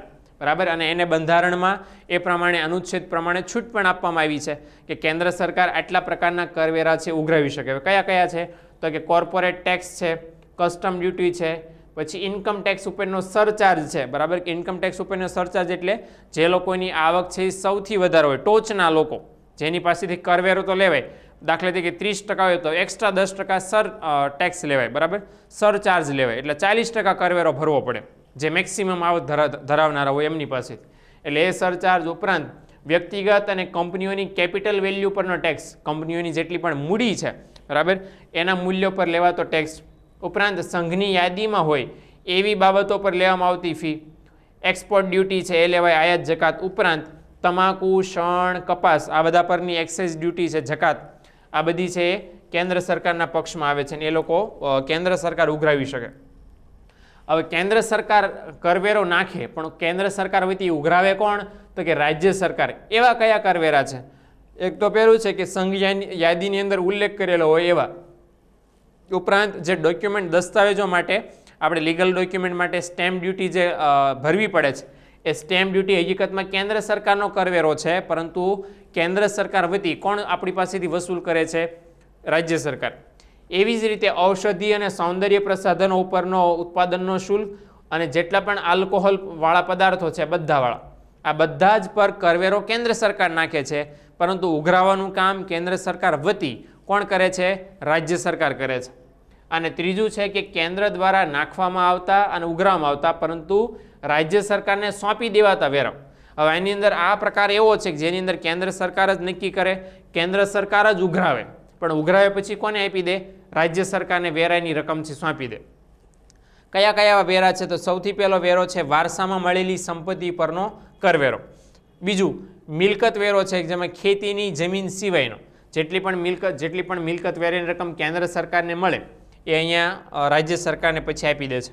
ઉપરાંત રેલવે, સમુદ્ર કે વાયુ માર્ગે જેટલી પણ વસ્તુઓ પર ટર્મિનલ ટેક્સ લાગે છે બરાબર, એ બધો છે કેન્દ્ર સરકાર ઉઘરાવીને રાજ્ય સરકારને વહેંચે છે. ઉપરાંત રેલવેનું નૂર ભાડું, હવે હકીકતમાં રેલવે છે કેન્દ્ર સરકારનું સાહસ છે, કેન્દ્ર સરકાર એના માટે મૂડીરોકાણ બધું કરે છે, છતાં જે રેલવેનું નૂર ભાડું છે જેમાં વસ્તુ સામાનની હેરફેરના બદલામાં જે ભાડું મળે ને નૂર ભાડું પણ કહેવાય છે, એની વસૂલાત છે કેન્દ્ર સરકાર કરે પણ પછી એની વહેંચણી રાજ્ય સરકારો વચ્ચે કરી દેવામાં આવે. ઉપરાંત સ્ટોક અને ફ્યુચર માર્કેટમાં થતા વ્યવહારો પરનો કર, એટલે શેર બજારની અંદર પણ જેટલા લેવડ દેવડ થાય છે નાણાકીય ટ્રાન્ઝેક્શન્સ એના ઉપર જો સરકાર કરવેરો લે છે તો પણ એનો સમાવેશ અહીંયા થાય. ઉપરાંત વર્તમાનપત્રો અને એમાં પ્રસિદ્ધ થતી જાહેરાતો ઉપરનો કરવેરો, બરાબર. ઘણા બધા ઔદ્યોગિક એકમો છે આપણે જોતા હોય છે ન્યૂઝપેપરની અંદર ઘણી બધી એડવર્ટાઇઝમેન્ટ છે છાપવામાં આવે છે, તો એડવર્ટાઇઝમેન્ટ છાપવા માટે પણ કરવેરો સરકાર ઉઘરાવે છે, એ કરવેરો પણ આ રીતે અહીંયા ગણાય છે. સાથે સાથે આંતરરાજ્ય વેપાર અને વાણિજ્ય ઉપરનો કરવેરો એ પણ છે કેન્દ્ર સરકાર ઉઘરાવીને રાજ્ય સરકાર પાસેથી રાજ્ય સરકાર વચ્ચે વહેંચી દે છે. એટલે આ રીતે જોવા જઈએ તો ટોટલ આટલા 3 પ્રકારના કરવેરાઓ છે એ કેન્દ્ર અને રાજ્ય સરકારો વચ્ચે આ રીતે ગણતરીમાં આવે છે. હવે એના પછીનો પ્રકાર છે કે કેન્દ્ર દ્વારા નાખવામાં આવેલા અને ઉઘરાવવામાં આવતા પરંતુ રાજ્ય છે કેન્દ્ર વચ્ચે વહેંચી દેતા, જેની આપણે આગળ ચર્ચા કરી. ઓકે, હવે કેન્દ્ર સરકાર દ્વારા ઉઘરાવવામાં આવે અને રાજ્ય કે કેન્દ્ર સરકાર વચ્ચે જરૂર પડે તો જ વહેંચી દેવામાં આવે એવા આ ખર્ચા છે, બરાબર. એક્સાઇઝ ડ્યુટી, જેમાં ઔષધિ અને સૌંદર્ય પ્રસાધનોની જોગવાઈ છે કે જો જરૂર પડે તો જ કેન્દ્ર સરકાર છે રાજ્યોને વહેંચે, નહીંતર પોતાની પાસે સાચવી રાખે. હવે ખાસ અગત્યનું એ છે કે આપણે વાત કરવાના છીએ કે રાજ્ય સરકાર, સ્ટેટ ગવર્મેન્ટ એ કયા કયા કરવેરા છે લગાવતી હતી જીએસટી આવ્યું એ પહેલાં. સૌથી પહેલું છે ખેતીની જમીન પર વારસામાં મળવાથી લાગતો કર, એટલે ખેતીની જમીન વારસામાં મળે એના કારણે જે કરવેરો ભરવો પડે છે એ આ છે. ખાસ આપણને ખબર છે કે ખેતીની અંદર તમે વસ્તુ સેવાનું ઉત્પાદન કરો ખેતીમાં, અનાજનું કે કોઈ પણ, તો એના પર સરકાર કરવેરો લેતી નથી. જીએસટીમાં પણ એના માટે શૂન્ય કરવેરો છે. તો ખેતીની જમીન ઉપરની જે એસ્ટેટ ડ્યુટી છે એ પણ રાજ્ય સરકાર ઉઘરાવે. ઉપરાંત જમીન મહેસૂલમાં ખેતીની આવક ઉપરનો દર, જમીન અને એના ઉપર બાંધકામનો દર, ઉપરાંત પ્રતિ વ્યક્તિ કરવેરો છે એ પણ અહીંયા લેવાય. ઉપરાંત જેટલા પણ રાજ્યની અંદર ખનિજ અધિકારો છે, મોસ્ટ ઓફ નદીની રેતી છે અથવા તો ખનિજ છે, ખાણો છે, એની અંદર ખનન કરવું હોય, ખોદકામ કરવું હોય તો પણ રાજ્ય સરકારની પરમિશન લેવી પડે, સ્થાનિક સત્તાની પરમિશન લેવી પડે અને એના પર ભાડે પટ્ટે છે બધું આપવામાં આવે. એટલે ઇન શોર્ટ જેટલી પણ ખનિજ સંપત્તિ છે એના ઉપર રાજ્ય સરકારનો અધિકાર છે અને રાજ્ય સરકાર એ ખનિજ સંપત્તિ વાપરવાના બદલામાં જે કરવેરો ઉઘરાવે છે એનો સમાવેશ અહીંયા થાય છે. ઉપરાંત વીજળીના ઉપભોગ કે વેચાણ ઉપરનો કર, આપણે જે વીજળી વાપરીએ છીએ એ કયા હેતુ માટે વાપરીએ છીએ એના માટે અલગ અલગ કરવેરો આપણી પાસેથી ઉઘરાવવામાં આવે છે. ઉપરાંત વાહન કર છે, બરાબર, વ્હીકલ ટેક્સ છે, વેચાણ વેરો સેલ્સ ટેક્સ છે, બરાબર. પછી ટોલ ટેક્સ છે, જેમાં આપણે અલગ અલગ રસ્તાઓ પરથી પસાર થતા હોઈએ છીએ ત્યારે આ ભરવો પડે છે. ઉપરાંત વ્યવસાય વેરો છે, પ્રોફેશનલ ટેક્સ, મનોરંજન કર છે, સ્ટેમ્પ ડ્યુટી છે. ઉપરાંત જુગાર ઉપર લાગતો કર છે. ખાસ એમ પણ કહી શકાય કે લોટરી છે એની આવક ઉપર લાગતો કરવેરો પણ અહીંયા સમાવેશ કરી દેવામાં આવે. ઉપરાંત જો આલ્કોહોલ, અફીણ, નાર્કોટિક ડ્રગ્સ આ બધા પર જે કરવેરો લાગે છે એ પણ રાજ્ય સરકાર જ ઉઘરાવે છે. હવે આમાંના મોટા ભાગના કરવેરા છે અમુક કરવેરાને બાદ કરતાં જીએસટી આવવાને કારણે દૂર થઈ ગયા છે. ખેતીની આપણે વાત કરીએ એમ કે ખેતી તો પહેલેથી જ કર મુક્ત હતી, બરાબર. ભારત સરકારે ખેતી અને એમાંથી થતું ઉત્પાદન એ કરમુક્ત રાખ્યું છે. એટલે એ રીતે વર્તમાન સમયમાં જીએસટી આવવાને કારણે એટલા બધા ખર્ચાઓ છે, વેરાઓ છે દૂર થઈ ગયા છે. ઓકે, તો આ કર સિસ્ટમની વાત થઈ આપણા દેશની અંદર. હવે ખાસ એ વાત કરીએ કે કોઈ પણ દેશનો જ્યારે વિકાસ થવાનો હોય અથવા તો વિકાસ કરવો હોય તો જે તે દેશની સરકારે શું કરવું પડે કે દેશના વિકાસ થાય એના માટે જરૂરી સુવિધાઓ, આંતરમાળખાકીય કે પછી પાયાની સુવિધાઓ ઊભી કરવી પડે. હવે એ સુવિધાઓ કઈ રીતે ઊભી કરી શકાય તો એના માટે સિમ્પલ વાત છે કે દેશની સરકારે ખર્ચ કરવો પડે, જેનાથી જે રસ્તાઓ બંધાવી શકાય, પુલો બંધાવી શકાય, બધી સેવાઓનું નિર્માણ કરી શકાય. એના માટે ઘણા બધા મૂડીરોકાણો કરવા પડે અને ઘણા બધા નાણાં કરવા પડે જેનાથી ભવિષ્યમાં દેશની પ્રજાનું કલ્યાણ થાય અને દેશનો વિકાસ થાય. એ કરવા માટે સરકાર જેટલો પણ ખર્ચ કરે છે દેશના વિકાસ માટે કે માનવ કલ્યાણ માટે, પ્રજાના કલ્યાણ માટે, એ ખર્ચને કહેવામાં આવે છે જાહેર ખર્ચ, પબ્લિક એક્સપેન્ડિચર. એટલે ઇન શોર્ટ કેન્દ્ર સરકાર કે પછી રાજ્ય સરકાર દેશના વિકાસ માટે જેટલા પણ ખર્ચા કરે છે એ બધાને જાહેર ખર્ચ કહી શકાય. જો આગળ કીધું છે કે જાહેર ખર્ચ એટલે એવા સરકારી ખર્ચ કે જે લોકોની જરૂરિયાતો પૂર્ણ કરવા કેન્દ્ર સરકાર, રાજ્ય સરકાર અને સ્થાનિક પ્રશાસનો દ્વારા કરવામાં આવે છે. દાખલા તરીકે આપણી નીડ છે, આપણી જરૂરિયાત છે કે રસ્તાઓ છે સારા હોવા જોઈએ, તો એ પૂરા કરવાનું કામ કોણ કરે છે? કેન્દ્ર, રાજ્ય અથવા તો શહેરની વાત હોય તો મ્યુનિસિપલ કોર્પોરેશન અથવા તો ગામડાની વાત હોય ગ્રામ પંચાયત, જિલ્લાની વાત હોય તો જિલ્લા પંચાયત, તાલુકા પંચાયત, આ રીતે. એટલે આ રીતે છે આ બધી સુવિધાઓ જરૂરિયાતો આપણી પૂરી કરવા માટે આ બધા જે સંસ્થાઓ જે ખર્ચ કરે છે, સરકારો જે ખર્ચ કરે છે, એને જાહેર ખર્ચ આપણે નામ આપી શકીએ. હવે આવા ખર્ચા છે વિકાસલક્ષી દેશોમાં શું લેવા કરવામાં આવે છે? તો કે રોજગારી વધારવા માટે, ગરીબી ઘટાડવા માટે અને આવકના વિતરણની અસમાનતા દૂર કરવા માટે. ઉપરાંત આ બધું થઈ જાય એના પછી લોકોના જીવન ધોરણમાં સુધારો કરવા માટે ખૂબ જ મહત્ત્વના છે. એટલે ભારત જેવો દેશ છે જેની અંદર વિકાસશીલ કક્ષા અત્યારે ચાલી રહી છે, હવે આગળ આપણે વિકસિત બનવા તરફ ગતિ કરી રહ્યા છે, ત્યારે આ ઝડપ એમની એમ બરકરાર રહે અને હજી એમાં સતત સુધારો વધારો થાય એના માટે શું કરવું પડે? તો કે આંતરમાળખાકીય સુવિધાઓનો વ્યાપ વધારવો પડે, વધારેમાં વધારે લોકો વાપરી શકે એ ખાસ જોવું પડે. ઉપરાંત મહત્ત્વની પાયાની સુવિધાઓ છે શિક્ષણ, આરોગ્ય, વાહન વ્યવહાર, સંદેશાવ્યવહાર, વીમો, બેન્કિંગ, આની સાથે વધારે ને વધારે લોકો જોડાય, વધારે ને વધારે લોકો લાભ લેતા થાય એ પણ ખાસ અહીંયા જરૂરી છે. ઉપરાંત જાહેર ખર્ચ છે મુખ્યત્વે મહેસૂલી ખર્ચ કે મૂડી ખર્ચા ઉત્પાદકીય કે બિન ઉત્પાદકીય અથવા તો વિકાસલક્ષી અથવા તો બિન વિકાસલક્ષી હોય છે. એટલે ઇન શોર્ટ આ જાહેર ખર્ચના અંદર આવતા પેટા પ્રકારો છે કે જાહેર ખર્ચની અંદર કયા કયા ખર્ચા ધ્યાનમાં લેવામાં આવે? તો કે સરકાર જે મહેસૂલી ખર્ચ કરે એ પણ ધ્યાનમાં લેવાય, સરકારનો મૂડી ખર્ચ હોય એ પણ ધ્યાનમાં લેવાય, સરકારનો ઉત્પાદકીય અને બિન ઉત્પાદકીય ખર્ચ, ઉપરાંત વિકાસલક્ષી અને બિન વિકાસલક્ષી આ બધા ખર્ચા છે એનો સમાવેશ કરી દેવામાં આવે છે. બરાબર? એટલે ઉત્પાદકીય અને બિન આ તમામે તમામ એવા ખર્ચા છે કે જે સરકાર દેશના વિકાસ માટે અલગ અલગ ક્ષેત્રે અલગ અલગ સમયે કરતી હોય છે. હવે જાહેર ખર્ચ દ્વારા ફાયદો શું થાય છે? કે સામાજિક, આર્થિક, શૈક્ષણિક અને સાંસ્કૃતિક આ બધી જ સગવડતાઓ દેશના લોકોને આપીને એમના જીવન ધોરણમાં આપણે શું કરી શકીએ? સુધારો કરી શકીએ, ફાયદો થઈ શકે. અને આથી જ કેન્દ્ર સરકારે 2011ની અંદર સી રંગરાજન એમની અધ્યક્ષતા હેઠળ એક ઉચ્ચ સ્તરીય સમિતિની રચના કરી હતી, જેણે ભલામણ તરીકે મહેસૂલી ખર્ચ અને મૂડી ખર્ચનું વર્ગીકરણ ચાલુ રાખવાનું, ઉપરાંત આયોજિત અને બિન આયોજિત ખર્ચાનું વર્ગીકરણ દૂર કરવાની વાત કરી હતી. અને પછી આ ભલામણને માન્ય રાખીને 2017-18નું જે બજેટ હતું એની અંદર સરકારે બધા ખર્ચનું અલગ અલગ વર્ગીકરણ કરી નાખ્યું. મહેસૂલી ખર્ચ, મૂડી ખર્ચ, આયોજિત, બિન આયોજિત, ઉત્પાદકીય, બિન ઉત્પાદકીય, વિકાસલક્ષી, બિન વિકાસલક્ષી, એ બધા ખર્ચાનું વર્ગીકરણ કરી નાખ્યું, જેથી સરળતાથી ખ્યાલ આવે કે કયા ક્ષેત્ર પાછળ કેટલું મૂડીરોકાણ કરવામાં આવે છે અને કેટલો ખર્ચ સરકાર દ્વારા કરવામાં આવે છે. એટલે આ રીતે છે જાહેર ખર્ચ એનું યોગ્ય વ્યવસ્થાપન થાય એના માટે 2011ની અંદર સી રંગરાજન કમિટી હતી, એણે ભલામણ કરી કે બધા ખર્ચાઓને એમના કામ પ્રમાણે, વિભાગ પ્રમાણે અલગ અલગ રાખીએ તો સરળતાથી ખર્ચ કેટલો કયા ક્ષેત્રમાં કઈ રીતે થાય છે એ આપણે ખાસ જાણી શકીએ. હવે જાહેર ખર્ચ શા માટે ખાસ તો કરવામાં આવે છે? એમાં સૌથી પહેલું છે કે દેશની અંદર કાયદો અને વ્યવસ્થા જળવાઈ રહે સતત અને સતત, અને એની સાથે લોકો શાંતિપૂર્ણ રીતે જીવી શકે એના માટે છે આ જાહેર ખર્ચ કરવામાં આવે છે દેશની સરકાર દ્વારા.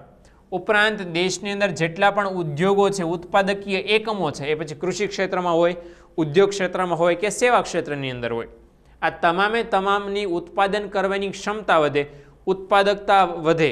બરાબર? એ માટે ખાસ આ કરવામાં આવે છે. ઉત્પાદકતા કઈ રીતે વધી શકે? બહુ સિમ્પલ વાત છે કે ઉત્પાદકતા વધારવા માટે જે બેઝિક સુવિધાઓ છે એ પાયાની સુવિધા હોવી પડે, અને એના માટે આપણને ખ્યાલ છે તો કે સંદેશા વ્યવહાર, બરાબર, વાહન વ્યવહાર, ઉપરાંત વીજળી છે, પછી વીમો છે, બેન્કિંગ, આ બધી જે વાણિજ્યિક સુવિધાઓ છે એ વધારે ને વધારે પ્રમાણમાં લોકોને મળી રહે, ઉદ્યોગોને મળી રહે, ઉત્પાદકીય એકમોને મળી રહે, તો પછી પરિણામ એ આવે કે ઉદ્યોગોની ઉત્પાદન કરવાની કામ કરવા ક્ષમતા છે એની અંદર સુધારો થાય અને છેવટે ઉત્પાદનમાં વધારો થાય. ઉપરાંત દેશની અંદર સામાજિક કે આર્થિક અસમાનતા હોય તો એની અંદર પણ ઘટાડો કરવા માટે આ જાહેર ખર્ચ સરકાર કરે છે. અને કઈ રીતે? તો કે જે પછાત વર્ગ છે, ઓછી આવક ધરાવનારો વર્ગ છે, એમની ગરીબી દૂર કરવા માટે કે એમની ઓછી આવક છે એની અંદર સુધારો કરવા માટે સરકાર એમને રોજગારી પૂરી પાડે. રોજગારી પૂરી પાડવા માટે ઘણા બધા કામોનું નિર્માણ કરે, દાખલા તરીકે પુલ કે રસ્તાઓ બનાવે, એની અંદર આ ઓછી આવકવાળા લોકો છે એમના માટે યોજના બહાર પાડી અને એમને રોજગારી પૂરી પાડે. એટલે આ રીતે છે દેશની અંદર સામાજિક કે આર્થિક અસમાનતા છે. આપણે બધા જોઈએ છીએ કે ઘણી બધી વખત સરકાર જે ઓલા નીચી આવક ધરાવનારા લોકો છે, બીપીએલ કાર્ડ ધરાવનારા લોકો, એમને બહુ ઓછા ખર્ચે અનાજ કે ખાદ્ય વસ્તુઓ પણ આપે છે. ઉપરાંત ઘણી બધી સબસિડી પણ સરકાર દ્વારા પૂરી પાડવામાં આવે છે, અલગ અલગ શિષ્યવૃત્તિઓ સરકાર દ્વારા આપવામાં આવે છે. તો આ બધું શું છે કે જે સામાજિક રીતે અથવા તો આર્થિક રીતે સમાજની અંદર પછાત છે એ લોકો છે જીવન ધોરણ સારા જીવન ધોરણ સાથે જીવી શકે એના માટે આ પ્રયત્નશીલ હોય સરકાર, અને એના માટે આ સરકાર જાહેર ખર્ચાઓ કરે છે. ઉપરાંત ચોથું છે કે આર્થિક સ્થિરતામાં સુધારો થાય. દેશની અંદર દર વર્ષે સતત અને સતત આર્થિક વૃદ્ધિનો દર અને આર્થિક વિકાસનો દર દર વર્ષે સતત અને સતત સુધરતો જાય, ઇવન એમ કહી શકીએ કે વધતો જાય, એના માટે પણ જાહેર ખર્ચ ખાસ જરૂરી છે. અને પાંચમું છે રોજગારીમાં વધારો. તો દેશના લોકોને વધારે ને વધારે રોજગારી મળે એના માટે પણ જાહેર ખર્ચ ખાસ ઉપયોગી છે. કેમ? કારણ કે જો જાહેર ખર્ચ વધારે પ્રમાણમાં થાય તો વધારે સેવાઓનું નિર્માણ થાય, અને સેવાઓનું નિર્માણ કરવા માટે વધારે લોકોની જરૂર પડે, તો વધારે લોકોને કામ મળી શકે. ઉપરાંત હવે આ રોજગારી જાહેર ખર્ચ છે ને એક એવું સરસ માધ્યમ છે સરકારનું કે જેના દ્વારા ઘણા બધા લાભો થઈ શકે છે. માની લઈએ કે સરકાર જ્યારે પણ જાહેર ખર્ચ કરે તો પરિણામ શું આવે? બધી જ સેવાઓનો વિકાસ થાય. હવે બધી સેવાઓનો વિકાસ થાય તો પરિણામ શું આવે કે સેવાઓનો વિકાસ કરવામાં પણ લોકોની જરૂર પડે, અને એના કારણે છે લોકોને એ સેવાઓનો લાભ મળે. ઉપરાંત સાથે સાથે સેવાઓનો વિકાસ થવાથી એનો લાભ કોને મળે? તો કે ઉદ્યોગોને મળે. ઉદ્યોગોને લાભ મળે તો પરિણામ શું આવે કે ઉદ્યોગોનું ઉત્પાદન કરવાની ક્ષમતા વધે, તો ઉદ્યોગોની સંખ્યા વધે, કારણ કે આ બધી સેવાઓ સસ્તા દરે સહેલાઈથી મળતી થાય, એટલે ઉદ્યોગો પણ વધે, ઉદ્યોગોની કામ કરવાની શક્તિ પણ વધે, અને એના કારણે છે વધારે રોજગારીની જરૂરિયાત ઊભી થાય. તો પરિણામ શું આવે? દેશના જે બેરોજગાર લોકો છે એમને રોજગારીનો લાભ મળવા પામે. એટલે આ રીતે સરકાર જાહેર ખર્ચ કરીને પણ રોજગારીમાં છે સુધારો કે વધારો કરી શકે છે. ઓકે, હવે જાહેર ખર્ચ આપણા દેશની અંદર દર વર્ષે, ભારતની વાત કરીએ તો દર વર્ષે સતત અને સતત જાહેર ખર્ચમાં વધારો થઈ રહ્યો છે. હવે આની અંદર એમ કહેવાય કે જાહેર ખર્ચ ઘટે ને એ આપણા દેશ માટે હિતમાં નથી. જાહેર ખર્ચ દર વર્ષે સતત વધે હિતમાં છે, કારણ કે દેશમાં દર વર્ષે જરૂરિયાતો વધે છે. દર વર્ષે પાયાની સુવિધાઓનું નિર્માણ કરવું અગત્યનું બને છે, કારણ કે લોકોની વસ્તી વધતી જાય છે, ઉત્પાદન અને જરૂરિયાતો સતત વધતી જાય છે, એટલે એને પહોંચી વળવા માટે જાહેર ખર્ચ વધારવો અનિવાર્ય છે. પણ જાહેર ખર્ચ શા માટે દર વર્ષે વધે છે? એ વધવાના ઘણા બધા કારણો આપણી પાસે છે. સૌથી પહેલું કારણ છે કે વિકાસલક્ષી કાર્યો. આપણા દેશની અંદર હજી ઘણા બધા ક્ષેત્રો એવા છે કે જેમાં વિકાસ છે એ જે થવાનો બાકી છે, આપણે એ પ્રક્રિયામાં, પ્રોસેસમાં છીએ, એટલે એ બધા જ ક્ષેત્રોને પાયાની સુવિધાઓ પૂરતા પ્રમાણમાં મળી જાય એના માટે સતત અને સતત ખર્ચ કરવો આવશ્યક છે, જ્યાં સુધી વિકાસ ન થાય ત્યાં સુધી. એટલે જેટલા પણ વિકાસલક્ષી કાર્યો ભારત સરકાર દ્વારા ચલાવવામાં આવે છે એ બધા શરૂ રહે અને નવા નવા બનતા રહે એના માટે સતત અને સતત કરવા પડે છે. ઉપરાંત બીજો પ્રોબ્લેમ છે કે સતત અને સતત મોંઘવારી વધતી જાય છે. દર વર્ષે વસ્તુ કે સેવાઓના ભાવમાં વધારો થતો જાય છે, એટલે જેટલી પણ ભાવ વધે એટલો વધારે જાહેર ખર્ચ સરકારને થાય. ત્રીજું કે લોકશાહીનો ઉદય થયો છે. હવે લોકશાહીનો ઉદય થવાથી જાહેર ખર્ચ કેમ વધે? બહુ સિમ્પલ વાત છે કે લોકશાહીની અંદર સરકાર છે યોજનાઓ બહાર પાડે, એટલે એનો તો ખર્ચ હોય જ, કારણ કે એ યોજનાઓ લોક કલ્યાણ માટે ઉપયોગી હોય એવી ખાસ જરૂરી છે, કારણ કે ચૂંટણીની અંદર જીતવા માટે અથવા તો આગળ કોઈ કામ કરવા માટે, જનતાને ખુશ રાખવા માટે કે જનતાનું કલ્યાણ કરવા માટે લોકશાહી સરકાર જે દર વર્ષે યોજનાઓ બહાર પાડે એ યોજનાઓ પાછળ ખર્ચ કરવો પડે, જે જાહેર ખર્ચ થાય. ઉપરાંત ચૂંટણીલક્ષી ખર્ચા પણ થાય છે. એ ચૂંટણીલક્ષી ખર્ચા પણ આ જાહેર ખર્ચ વધવાનું એક કારણ છે. ઉપરાંત વારંવાર જે યુદ્ધો થતા હોય એ યુદ્ધો અને દેશની સુરક્ષા માટે પણ ઘણા બધા ખર્ચ કરવા પડે છે. ફોર એક્ઝામ્પલ, ભારતની અંદર છે DRDO છે, defence research and development organisation, જે ભારત માટે સંરક્ષણના સાધનો બનાવવાનું અને નવા નવા સંશોધનોનું કામ કરવું પડે છે, એ કરે છે. ઉપરાંત ઘણા બધા સુરક્ષાના સાધનો એવા પણ હોય છે કે જે આપણા દેશમાં બનતા નથી, તો એની આયાત કરવી પડે છે, એ પણ ખરીદવા પડે છે. એ પણ એક પ્રકારનો જાહેર ખર્ચ છે. યુદ્ધ થાય તો યુદ્ધમાં પણ કરોડો રૂપિયાનો ખર્ચ થાય છે. એટલે યુદ્ધ કે સંરક્ષણ એવું મોટું કારણ છે કે જે જાહેર ખર્ચ વધારે છે. ઉપરાંત પાંચમું છે આંતરિક સુરક્ષા. બરાબર, કે દેશની અંદર છે એ ગૃહ શાંતિ છે, દેશના જેટલા પણ રાજ્યો છે એની અંદર ઘણી બધી વખત હિંસા કે આંદોલનો થાય ત્યારે એ શાંત પાડવા માટે પણ ઘણા બધો પોલીસ છે એને ગોઠવવી પડે. ઉપરાંત ઘણી બધી સંપત્તિનું નુકસાન થાય તો વળી પાછી એને તૈયાર કરવી પડે, જેથી ફરીવાર ઉપયોગ કરી શકાય. એટલે દેશની આંતરિક સુરક્ષા છે એના માટે પણ જાહેર ખર્ચ ખાસ તો કરવો પડે છે. ઉપરાંત કલ્યાણ રાજ્ય છે કે જે રાજ્યો પછાત છે, જે રાજ્યો વિકસિત નથી, એ બધા રાજ્યોને પણ જરૂરી સહાય જે તે સરકારે, કેન્દ્ર સરકારે કરવી પડે, એ પણ સરકારનો જાહેર ખર્ચ વધી જાય એના કારણે. ઉપરાંત શહેરીકરણ જેટલું પણ વધે તો પરિણામ શું આવે કે જેટલું શહેરીકરણ વધારે થાય એટલા પ્રમાણમાં વધારે ને વધારે શહેરની સુવિધાઓ વધારવી પડે. હવે શહેરીકરણ એટલે શું કે શહેરની વસ્તી વધવા માંડે, શહેરનું વિસ્તાર વધે, બરાબર. લોકો છે ગ્રામીણ ક્ષેત્રમાંથી શહેરી ક્ષેત્રમાં વસવા માંડે તો પરિણામ શું આવે? એને શહેરીકરણ થયું કહેવાય. આવું શહેરીકરણ જેટલું વધારે ઝડપથી થાય એટલી વધારે ઝડપથી એ બધી જાહેર સેવાઓનો વ્યાપ વધારવો પડે. રસ્તાઓના બાંધકામ કરવા પડે, સંદેશાવ્યવહારની સુવિધાઓ ઊભી કરવી પડે, આરોગ્ય, વીજળી, શિક્ષણ, આ બધી જે પ્રાથમિક સુવિધાઓ છે એ વધારે પ્રમાણમાં ઊભી કરવી પડે, જેથી વધારે ને વધારે લોકોને લાભ આપી શકાય અને શહેરીકરણના જે દૂષણો છે એ વધવા ન પામે. ઉપરાંત શહેરીકરણ વધતા કાયદાની વ્યવસ્થા પણ જાળવવી પડે. એટલે ઇન શોર્ટ, શહેરીકરણ જેટલું વધે એટલો સરકારે જાહેર ખર્ચ વધારે કરવો પડે. ઉપરાંત વસ્તી વધારો એ પણ એક મોટું કારણ છે, કારણ કે જેટલી વસ્તી વધે છે જેટલી ઝડપથી વસ્તી વધે છે એટલી ઝડપથી આપણી જાહેર સેવાઓ, પાયાની સુવિધાઓ એટલી જ ઝડપથી વધારી શકતા નથી. પરિણામે અમુક વસ્તી એનાથી વંચિત રહી જાય છે. હવે જે વસ્તી વંચિત રહી જાય છે એમનું જીવન ધોરણ નીચું રહે છે, જેને આપણે બધા ગરીબની પરિભાષામાં ઓળખીએ છીએ. આ બધા લોકોનું જીવન ધોરણ ન્યૂનતમ છે, ઓછામાં ઓછું જીવન ધોરણ છે, એ ટકી શકે એના માટે સરકાર મફત અનાજ આપવું પડે છે, શિષ્યવૃત્તિને, સબસિડીના ઘણા બધા લાભ આપવા પડે છે. એ પણ એક ખર્ચો સરકારને વધે છે.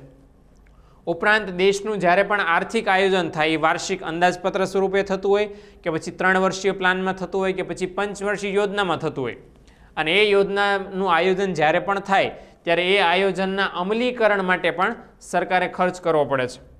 ઉપરાંત સામાજિક પછાતપણું દૂર કરવા માટે પણ ખર્ચ કરવો પડે. જે લોકો છે જ્ઞાતિની દ્રષ્ટિએ કે આર્થિક સામાજિક દ્રષ્ટિએ પછાત છે એમને સમગ્ર જાતિના લોકોની સમાન લાવવા માટે પણ સરકારે ઘણા બધા ખર્ચાઓ કરવા પડે છે. તો એ પણ જાહેર ખર્ચ વધવાનું કારણ છે. અને 11મું છે વિદેશ નીતિ.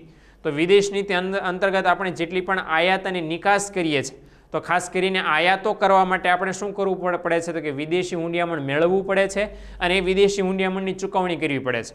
એટલે એ ખાસ આપણા માટે અગત્યનું છે. એટલે વિદેશ નીતિ પણ જાહેર ખર્ચ વધવાનું મુખ્ય કારણ છે.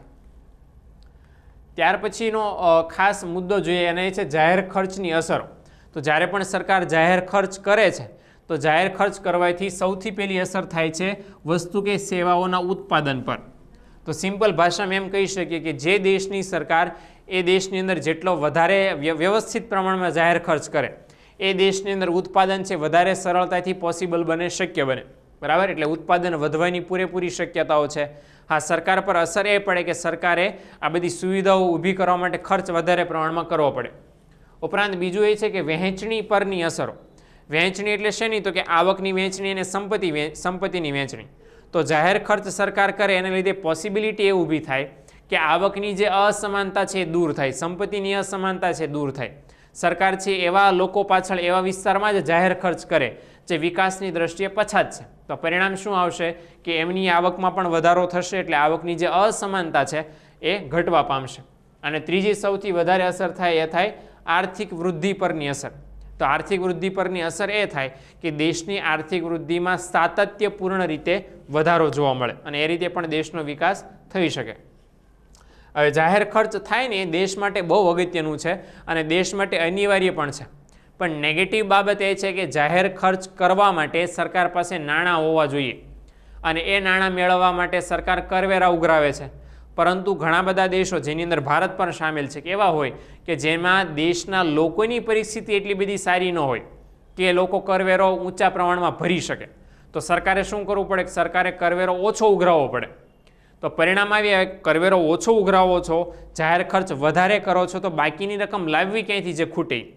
એના માટે સરકાર શું કરે છે? તો કે અન્ય આંતરરાષ્ટ્રીય સંસ્થાઓ છે, નાણાકીય ભંડોળો, એમની પાસેથી લોન લે છે. ફોર એક્ઝામ્પલ, આપણે IMF પાસેથી લોન લીધેલી છે, વિશ્વ બેંક છે એની પાસેથી લોન લીધેલી છે.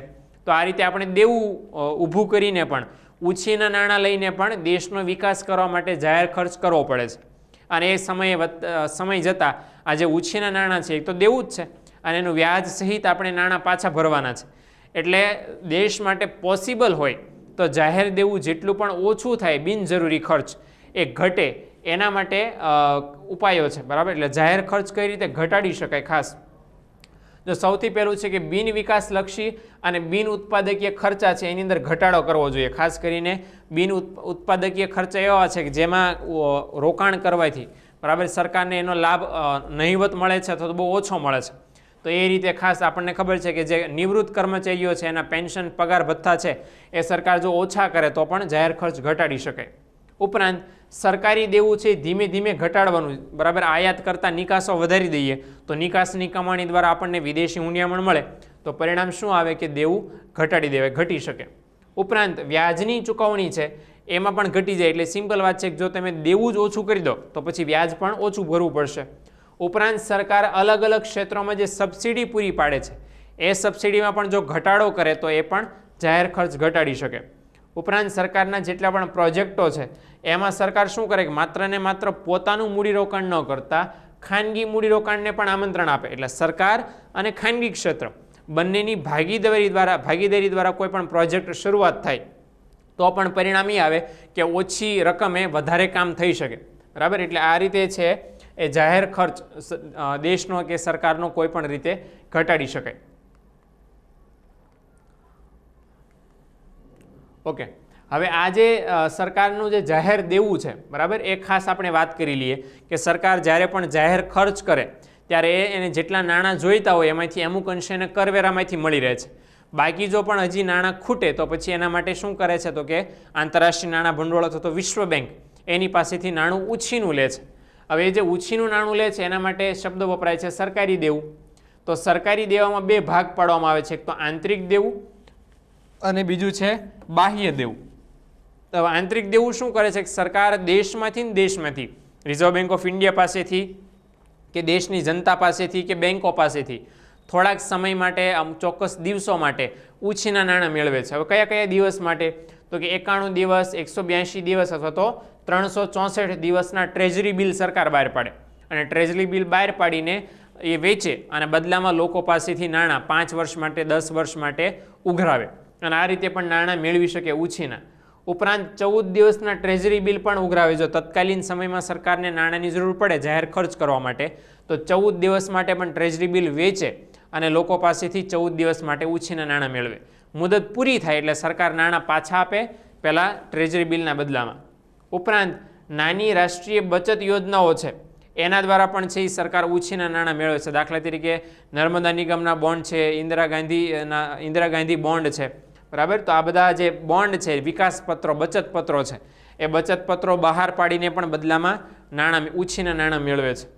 ઓકે, એટલે આ રીતે છે ડિબેન્ચર અથવા તો બોન્ડ અથવા તો બચત પત્રો બહાર પાડીને પણ દેશમાંથી સરકાર ઉછીનું નાણું મેળવે છે. ત્યાર પછીનું છે બાહ્ય દેવું. સરકાર શું કરે તો કે નાગરિકો, સંસ્થાઓ કે સરકાર દ્વારા દેશની બહારથી લીધેલું દેવું હોય. દાખલા તરીકે બે સંસ્થાઓ મુખ્ય આપણી પાસે છે, એક તો IMF છે, બરાબર, એના પછી વિશ્વ બેંક છે, વર્લ્ડ બેંક.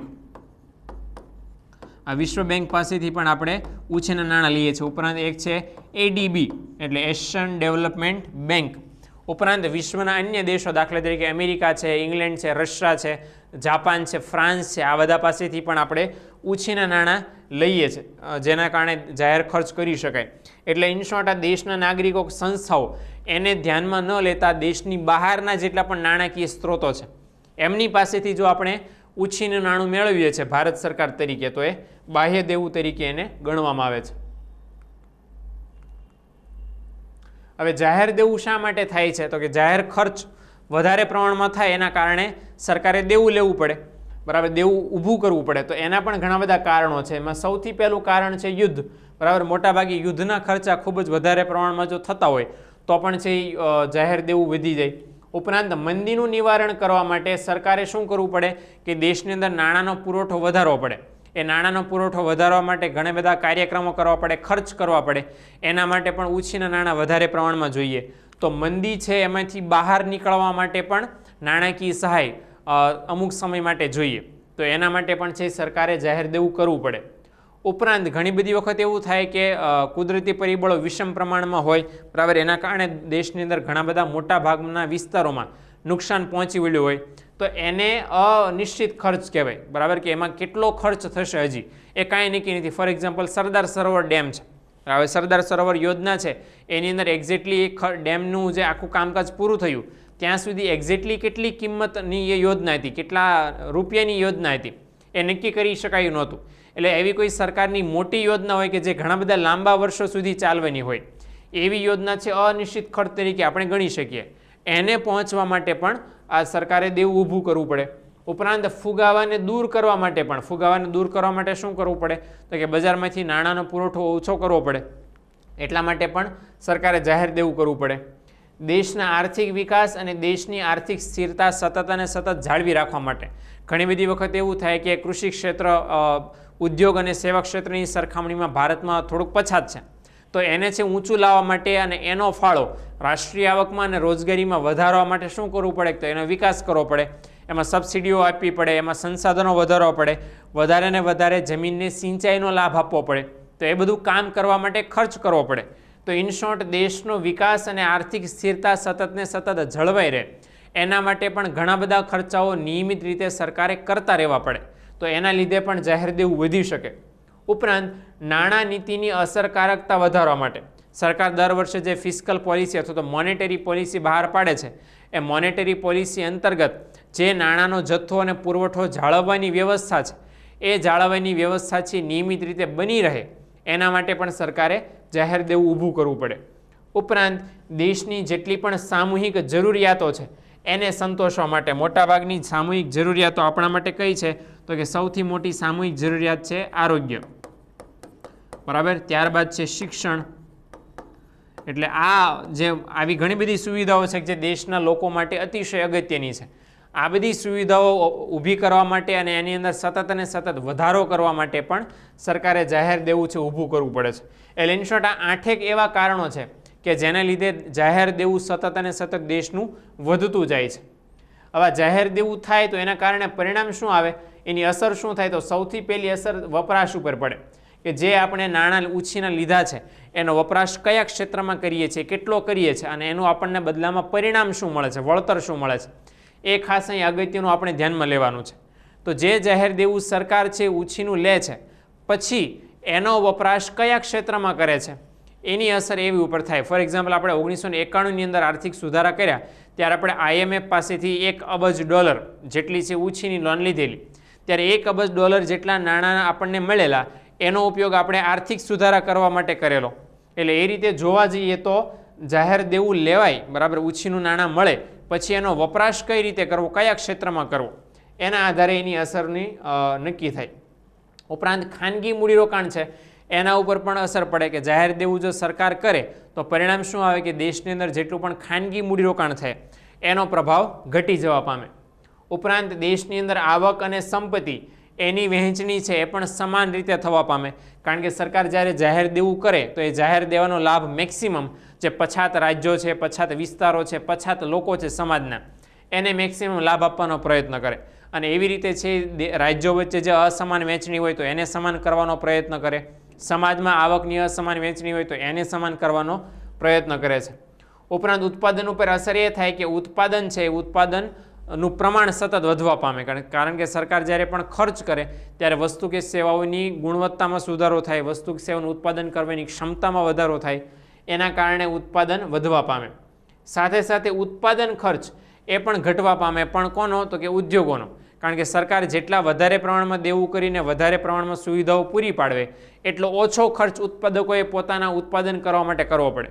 તો પરિણામ શું આવે કે ઉત્પાદન કરવાનો ખર્ચ ઘટે. આ ઉત્પાદન કરવાનો ખર્ચ ઘટે તો ફાયદો એ થાય કે એના લીધે છે વસ્તુ કે સેવાઓનું પ્રમાણ કેવું વધારે અને એની કિંમત ઓછી થઈ જાય.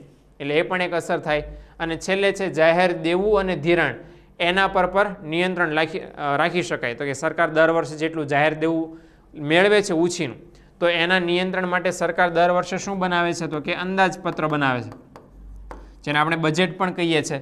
અને આ અંદાજપત્રની અંદર આવનારા નાણાકીય વર્ષ માટે કેટલા ખર્ચાઓ કરવાની જરૂરિયાત છે દેશના વિકાસ માટે એનો અંદાજ લગાવવામાં આવે છે અને એને ધ્યાનમાં રાખીને જ જાહેર દેવું છે ઊભું કરવામાં આવે છે. એટલે ઇન શોર્ટ, આ રીતે કહી શકાય કે આ 6 જેટલી એવી અસર છે કે જે અલગ અલગ ક્ષેત્રોમાં અલગ અલગ રીતે જાહેર સેવા દ્વારા થઈ શકે છે. એટલે આ રીતે આમ જોવા જઈએ તો કોઈ પણ દેશની સરકાર છે એ આ રીતે પોતાના દેશના વિકાસ માટે સતત અને સતત પ્રયત્નશીલ રહેતી હોય.